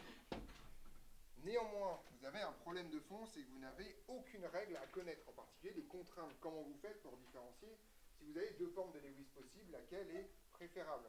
Donc en particulier, toutes les règles de stabilisation par mésomérie, minimisation des charges formelles, etc., c'est des choses que vous n'avez absolument pas à connaître et donc pas à utiliser. En gros, ça signifie qu'on peut vous interroger que sur des trucs très simples. Un exercice de Lewis, c'est ultra con. Vous avez une forme de Lewis débile, une forme de Lewis avec de l'hypervalence, d'accord? Et une question du genre, ah, est-ce qu'on peut faire la même chose avec cette ligne-là? Ben non, parce que c'est pas hypervalent. D'accord? C'est toujours les mêmes. Hein. D'accord? Voilà. Oui. Je pas compris, mais dans la vraie vie. Pourquoi t'as une fausse vie, toi? Vas-y, raconte, parce que moi j'en ai qu'une, j'aimerais bien en avoir plusieurs, hein, s'il y a que ça. Voilà. Dans la réalité, les molécules, est-ce que c'est vraiment comme ça? Non. Ok, c'est juste un schéma. C'est juste un schéma. Mais bon, comme tout ce qu'on fait, hein, c'est comme le modèle. Hein, celui-là, il a l'avantage d'être niveau play school, quoi, globalement. Non, mais en fait, en vrai, si vous admettez le fait que vous comprenez que dalle à ce que vous faites, on peut renseigner ça en CE1, quoi. Il n'y a rien, en fait, c'est une vacuité profonde, ce truc-là. Il n'y a pas de fond, en fait, globalement. D'accord? Donc, bon, ça marche, on est content, mais on a un truc qui n'a aucun fondement légitime, mis à part, enfin, voilà, quoi. Ça marche à peu près comme ça. Ça marche. Voilà. Donc, on est au clair là-dessus, phénomène hypervalence, la limite, voilà. Donc, petite remarque, il y a une petite borne à l'hypervalence. Quand un élément devient hypervalent, il ne peut pas avoir plus de liaisons autour de lui qu'il a que son nombre total d'électrons. Voilà. Vous ne pouvez pas charger comme des brutes, c'est ce que mort son fils. D'accord. Donc c'est la limite ultime de l'hypervalence. Vous voyez que c'est pas une forte limite quand même. Hein. Ça veut dire que le xénon, littéralement le xénon peut avoir 8 liaisons autour de lui quand même. D'accord. Donc en cas d'hypervalence,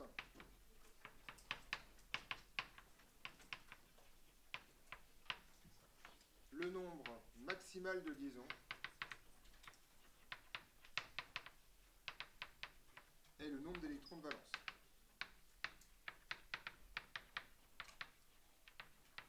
De l'élément. Voilà. Autrement dit, ce que ça vous dit, c'est que, on va voir si vous avez pigé, le brome, par exemple, pourra avoir combien de liaisons au maximum?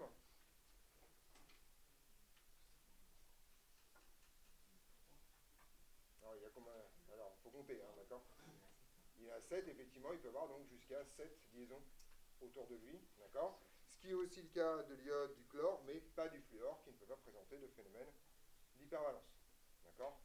Un des grands classiques, par exemple, vous pouvez faire pH3, de la même façon que NH3, puisque P est la même chose en dessous que N, d'accord? Par contre, vous pouvez faire pH5, ça existe. Vous voyez, le phosphore, c'est un double non ion et 3 trucs, donc pH5, ça existe, mais par contre, NH5 n'existe pas parce que N ne peut pas être hypervalent, d'accord? Voilà. Vous avez fait le tour de toutes les questions qu'on peut vous poser sur le modèle de Lewis. On est d'accord? Ouais. Je sais que du coup, en réalité, les liaisons, c'est pas forcément comme ça. Ça ressemble pas à ça, les liaisons, en fait. Hein. Voilà, c'est tout. Mais du coup, la règle d'hypervalence, est-ce que c'est que pour les schémas ou c'est en réalité. Non, ça c'est en réalité. Pour le coup, tu peux mettre en commun plein d'électrons. En gros, tu peux délocaliser le nuage électronique beaucoup plus que ça. Mais pour des raisons de fond, ils ne sont pas. Voilà.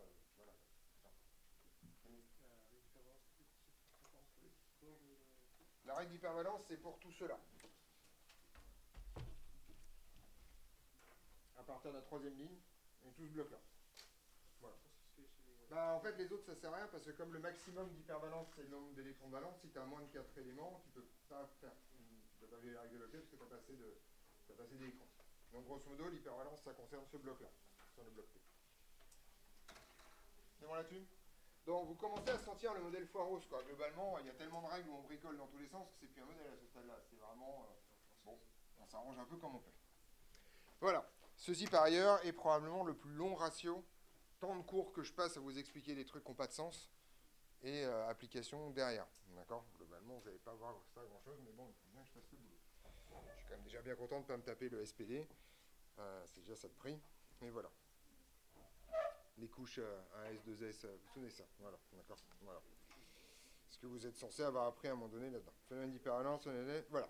Petit 4, c'est ça? Petit 4, on prend une soupe, on prend une perruque, on la met dedans et c'est parti. Voilà, électronégativité.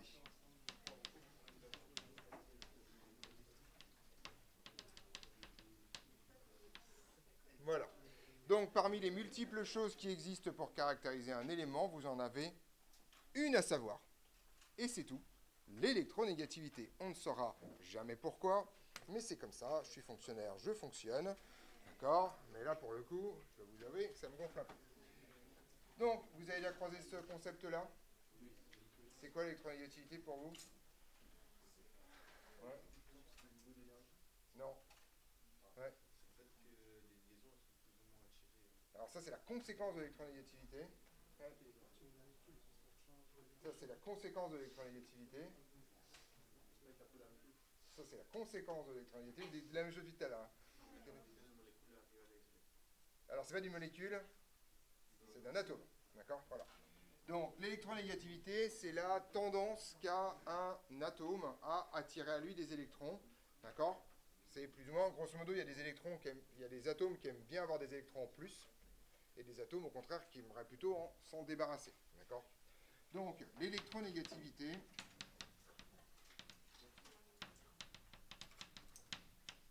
qui se note qui, d'accord,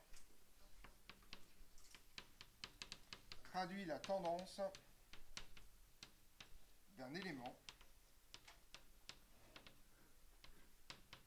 à attirer à lui les électrons. D'accord? Alors là, on est encore au-delà du truc. Vous mettez en commun, là, vous ne comprenez même pas comment ça marche. Mais voilà, globalement, vous bouffez ça, et puis terminé, quoi. D'accord? La seule chose que... Alors, ne sont pas au programme les échelles d'électronégativité, la façon dont ça se mesure, la façon dont ça se calcule. D'accord? Voilà. La seule chose que vous devez savoir, c'est la chose suivante. Si ceci représente la classification, d'accord? Alors, l'électronégativité augmente comme ça. Voilà. Oui. Alors, l'hélium, oui, mais sauf que ça n'a pas de conséquences, parce que comme l'hélium ne fait pas de liaison avec personne, ça ne va pas se voir. Voilà, donc effectivement, donc l'élément le plus électronégatif, c'est le fluor. Effectivement, celui qui est juste en dessous, là. D'accord, voilà. Et l'élément le moins électronégatif, c'est le francium. D'accord, dans cette histoire. tranquillement, bien sûr. Voilà.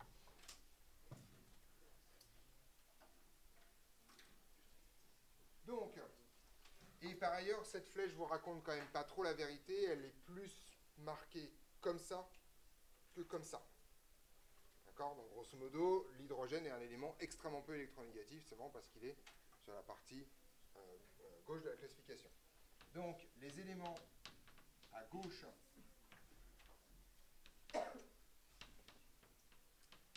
de la classification sont très peu électronégatifs.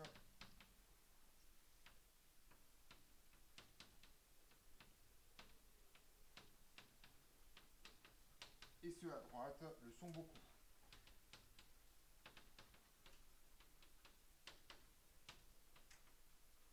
Petite remarque, vous le saviez déjà, puisqu'en fait, ça rejoint les ions que ces atomes sont susceptibles de former. Le chlore a envie de faire du Cl-, donc vu que le chlore spontanément fait du Cl-, c'est-à-dire qu'il prend un électron, on peut légitimement supposer qu'il a une tendance assez forte à attirer des électrons. Le sodium qui lui forme Na+, c'est-à-dire que sa première idée c'est de virer son électron, on peut supposer qu'il n'a pas une tendance forte à vouloir attirer des électrons à lui, vu que sa première idée c'est de virer celui qu'il a. Voilà, c'est pas compliqué. Hein. Ouais. C'est un hasard peut-être. Non, c'est pas un hasard du tout, mais par contre vous n'avez aucun moyen de comprendre pourquoi. Voilà. D'accord? C'est ça l'idée. Donc, pour moi, ce que vous devez retenir en particulier, c'est que H est très peu électronégatif et que O, toute cette zone-là, d'accord, O, les halogènes, tout ça, sont très électronégatifs. D'accord?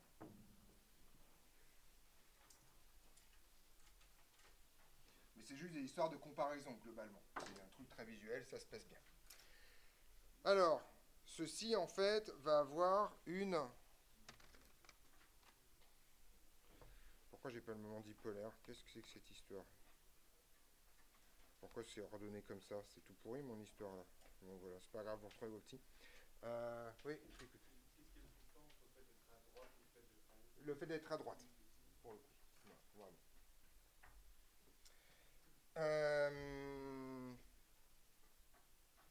Ok, je sais pas pourquoi l'électronégativité est là, mais c'est pas gênant, on va faire ça.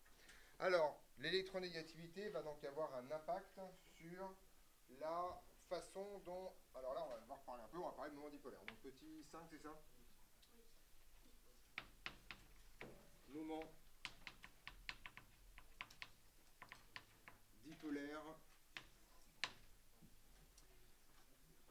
Alors, l'idée est la chose suivante. Soit deux atomes, A et B, tels que, en fait, l'électronégativité de A soit plus grande que l'électronégativité de B. Autrement dit, A a tendance à attirer plus ses électrons à lui que B, formant une liaison. Cette liaison peut être simple, double, on s'en fout, d'accord, voilà. Donc vous avez A et vous avez B ici. Ça, c'est la représentation, en fait, de Lewis du problème. Alors, en fait, il faut bien que vous compreniez que cette représentation-là est essentiellement fausse. Ce n'est pas du tout une liaison. Ce qui se passe en vrai, c'est que globalement, votre nuage électronique, au lieu d'avoir des électrons qui orbitent autour du noyau de A et du noyau de B, vous avez en fait un nuage électronique qui va se délocaliser. Et grosso modo, en fait, vous allez avoir quelque chose avec un nuage électronique qui va orbiter en fait autour de A et de B. Et c'est ce truc-là qui va en fait constituer la liaison entre A et B. Ce qui se passe si l'électronégativité de A est plus grande que l'électronégativité de B, c'est que grosso modo, le nuage électronique va être déplacé légèrement vers A. Autrement dit, si vous regardez ça d'un peu loin, vous allez avoir l'impression qu'il y a des charges négatives sur A et des charges positives sur B. D'accord ? Cette différence d'électronégativité, on la formalise en Lewis par l'apparition de ce qu'on appelle des charges partielles. D'accord ? On y va. Donc, la différence d'électronégativité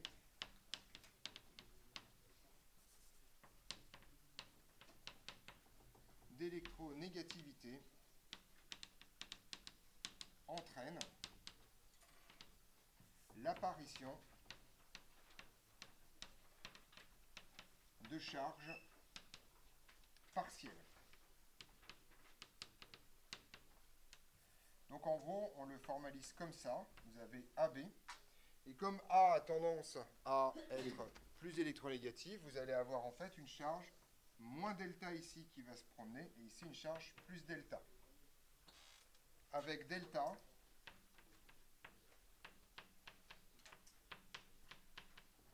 appartenant à 0,1. Donc grosso modo, en fait, c'est comme si vous aviez transféré une fraction d'électrons, d'accord, de la molécule, de l'atome A vers l'atome B. Petite remarque, delta ne peut pas être égal à 1. Si delta est égal à 1, ça signifie en fait que A, c'est intégralement accaparé d'électrons, et donc vous allez avoir A- et B+, et que vous avez ionisé la molécule. On est d'accord là-dessus? Voilà. Alors en fait, ce truc-là est extrêmement important pour une raison très simple, c'est qu'en fait, ça va faire apparaître une propriété qu'on appelle un moment dipolaire. Oui, Camille. Exactement. Quand delta vaut 0, c'est que sur la même énergie, ça arrive par exemple dans O2. Dans l'oxygène, il n'y a pas de polarisation pour une raison très simple, que c'est la même chose, donc c'est un des deux qui est plus électronégatif que l'autre. D'accord? Donc on donnera des exemples après de toute façon, vous inquiétez pas. D'accord? Donc grosso modo, le barycentre des charges négatives et le barycentre des charges positives n'est pas au même endroit. D'accord? Donc ça c'est la version compliquée. Dans ce cas-là, en fait, la liaison est dite polarisée.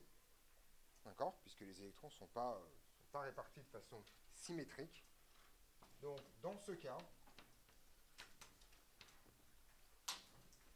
il faut du vert, qui est là. La liaison est dite polarisée. Deux points. Elle présente un moment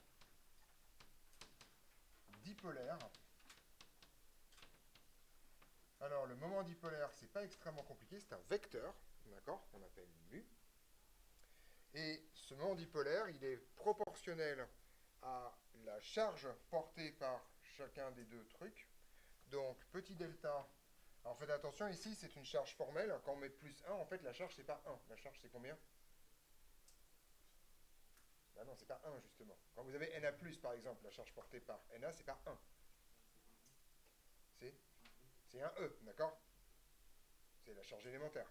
Donc si c'est la même chose, elle va avoir delta E ici, tout simplement multiplié par le vecteur AB, c'est-à-dire le vecteur, la lettre qui porte le moins vers la lettre qui porte le plus. D'accord? Voilà la définition du moment dipolaire. Oui? C'est un vecteur. Pourquoi c'est un gradient? Non. Oui. Ah, ouais, ouais. On verra. On est d'accord là-dessus? Si ça existe, parce qu'au-delà de ça, ça marche plus, mais bon, enfin. Voilà. Vous n'allez tellement pas la mesurer de toute façon, cette histoire. Ce truc-là sert juste à la fin du chapitre, en fait. Donc, voilà. Alors, on va essayer d'écluser le plus rapidement possible. Donc, on y va. C'est quoi l'unité de mu?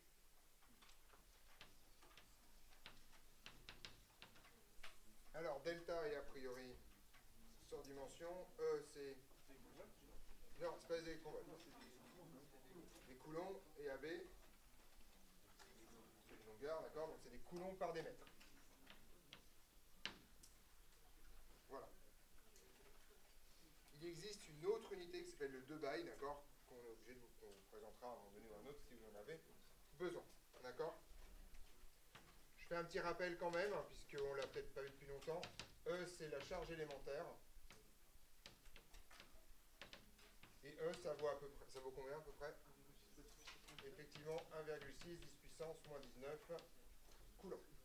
D'accord? À la louche, quoi. Oui, je t'écoute. Non, E, c'est la charge élémentaire. La charge des électrons, c'est pas E. La charge d'électrons, c'est moins E.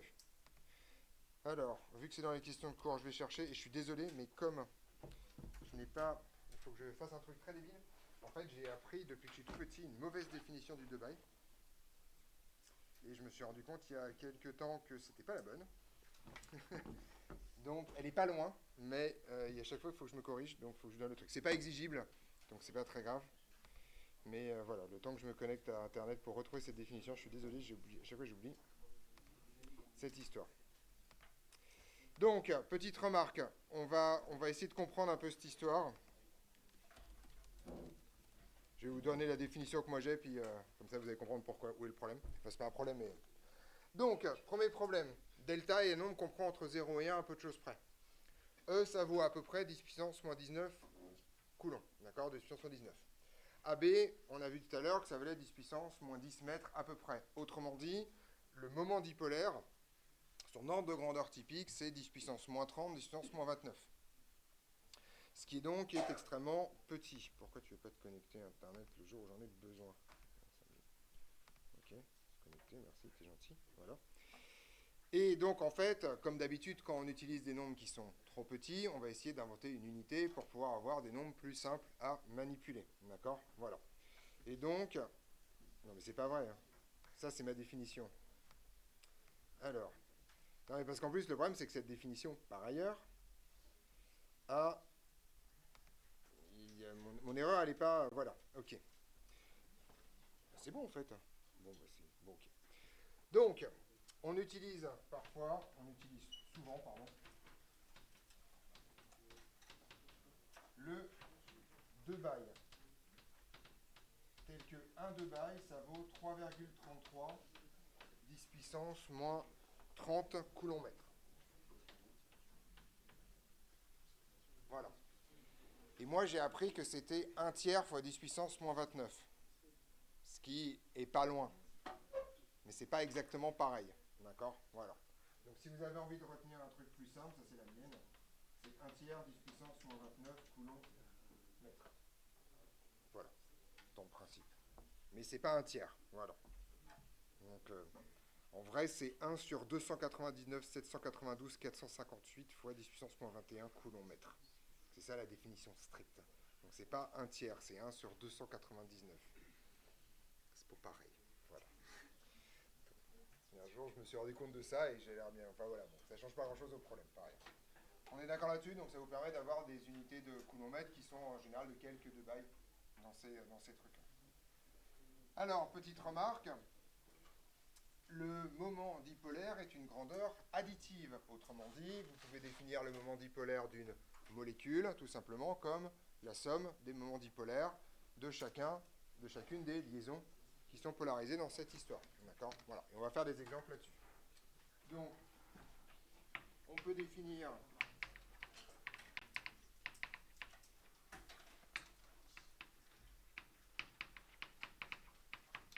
le moment dipolaire d'une molécule comme la somme des mu de chaque liaison.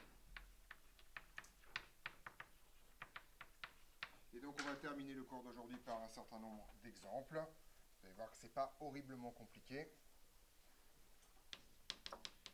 Alors, premier exemple, le dioxygène. Qu'est-ce qu'on peut dire de cette molécule et de son moment dipolaire? Niveau 0, effectivement, cette molécule est essentiellement apolaire, puisque en fait, vous avez littéralement le même atome de chaque côté, donc vous n'avez pas de polarisation de la liaison. Cette molécule est apolaire. Voilà. On est d'accord là-dessus? Simple. Prenons une deuxième molécule assez simple. HF. Donc, on sort notre copain. Lequel des deux est le plus électronégatif dans cette histoire? Le fluor est effectivement le plus électronégatif, d'accord? H est un des éléments les moins électronégatifs. Donc, grosso modo, ce que je vais pouvoir écrire, c'est que je vais avoir plus delta ici, moins delta ici. Et je vais donc avoir un moment dipolaire total qui va aller de où vers où? Raté. C'est du moins vers le plus, d'accord? Donc du fluor vers le H, comme ça, tranquillement, et vous avez un moment dipolaire. En l'absence de connaissance de delta, vous n'avez aucune idée de la valeur de ce moment dipolaire. Vous savez juste que, voilà. Il y en a un, il est comme ça, d'accord? Donc cette molécule est essentiellement polaire. Alors, il y a deux, trois subtilités derrière. Je vais vous en montrer deux. Si je prends la molécule de CO2.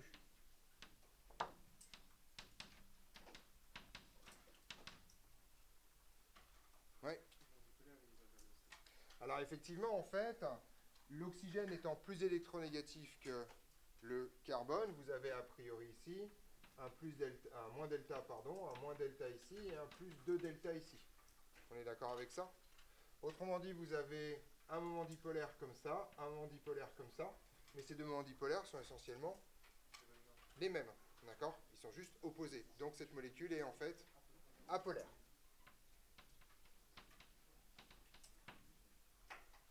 Ok? Et on va terminer sur une molécule que vous connaissez très très bien, H2O. D'accord? Alors on va parler de géométrie un tout petit peu après. Pour l'instant, je vous demande de vous souvenir que H2O est une molécule qui est coudée. On verra demain pourquoi elle est coudée. D'accord? Alors ici, qu'est-ce qui est électronégatif ou pas? Enfin, comme d'hab. Donc le O est le plus électronégatif des deux. Donc vous avez en fait un moins 2 delta qui se balade ici, un plus delta qui se balade sur le H et un plus delta qui se balade sur le H. Autrement dit, chacune des liaisons vous génère un moment dipolaire comme ça. Et la somme des deux vous donne un moment dipolaire qui est comme ça, quoi, qui est vers le bas. Enfin, d'accord, qui est sur le plan de symétrie de la molécule, ce qui est tout à fait normal. D'accord, vous avez donc un moment dipolaire total comme ça. Donc, petite remarque, c'est pas parce que vous avez des liaisons polarisées que la molécule totale est polarisée. En fait, par exemple, CH4 est une molécule qui est a priori, chacune des liaisons est polaire, mais la symétrie de la molécule vous dit qu'en fait, la molécule est apolaire. En gros, dès que vous avez un centre de symétrie dans une molécule, elle sera apolaire. Oui. Là, imaginons par exemple avec le H et F, Oui. vu que le nœud électronique il est plus vers F, Oui. c'est possible que l'électron de H, il a plus de chances de s'arracher. Ah oui, effectivement. C'est-à-dire que si tu ionises ça, en fait, tu sais que ça, c'est très proche de s'ioniser pour donner du H+, et du F-. Parce que l'électronégativité du fluor est telle que, grosso modo, tu es à deux doigts de tout craquer. En fait, tu connais pas HF très bien, mais par contre, tu connais très bien un truc qui a exactement la même tronche, c'est NaCl. D'accord? Où l'électronégativité est tellement forte du chlore que tu as tendance à faire Na+, et Cl- extrêmement rapidement. Le chlore va juste aller tout piquer, quoi. Ah, donc ça veut dire, avec la dissolution de l'eau, est-ce que c'est que des molécules appareilles? Alors, pas tout à fait, mais factuellement, ce qui se passe, c'est qu'effectivement, la molécule... Alors, on va en parler à la fin, mais je peux répondre à ta question tout de suite. La molécule d'eau étant polaire, elle crée un champ électrique. Comme elle crée un champ électrique, si elle rencontre une molécule qui elle-même est polaire, ou en tout cas proche d'être ionisée, le champ électrique va tirer le H par là et le F par là. Autrement dit, splash, on va casser les deux et c'est terminé. Voilà. Donc, grosso modo, c'est une des raisons pour lesquelles la molécule d'eau dissout très très bien les composés ioniques, parce que, grosso modo, elle émet un champ électrique qui va permettre de séparer les choses facilement, en particulier si vous êtes très à la limite de rupture. Donc ça, on verra ça demain, en finissant ce chapitre. Oui. Non, H3+, ça rien. Non, c'est juste H qui casse le truc pour bas. Il ne se passe rien avec l'eau dans cette histoire. On est au clair là-dessus? Oui, c'est ça. Je vous laisse partir. Et on se voit demain à 8h pour de nouvelles aventures.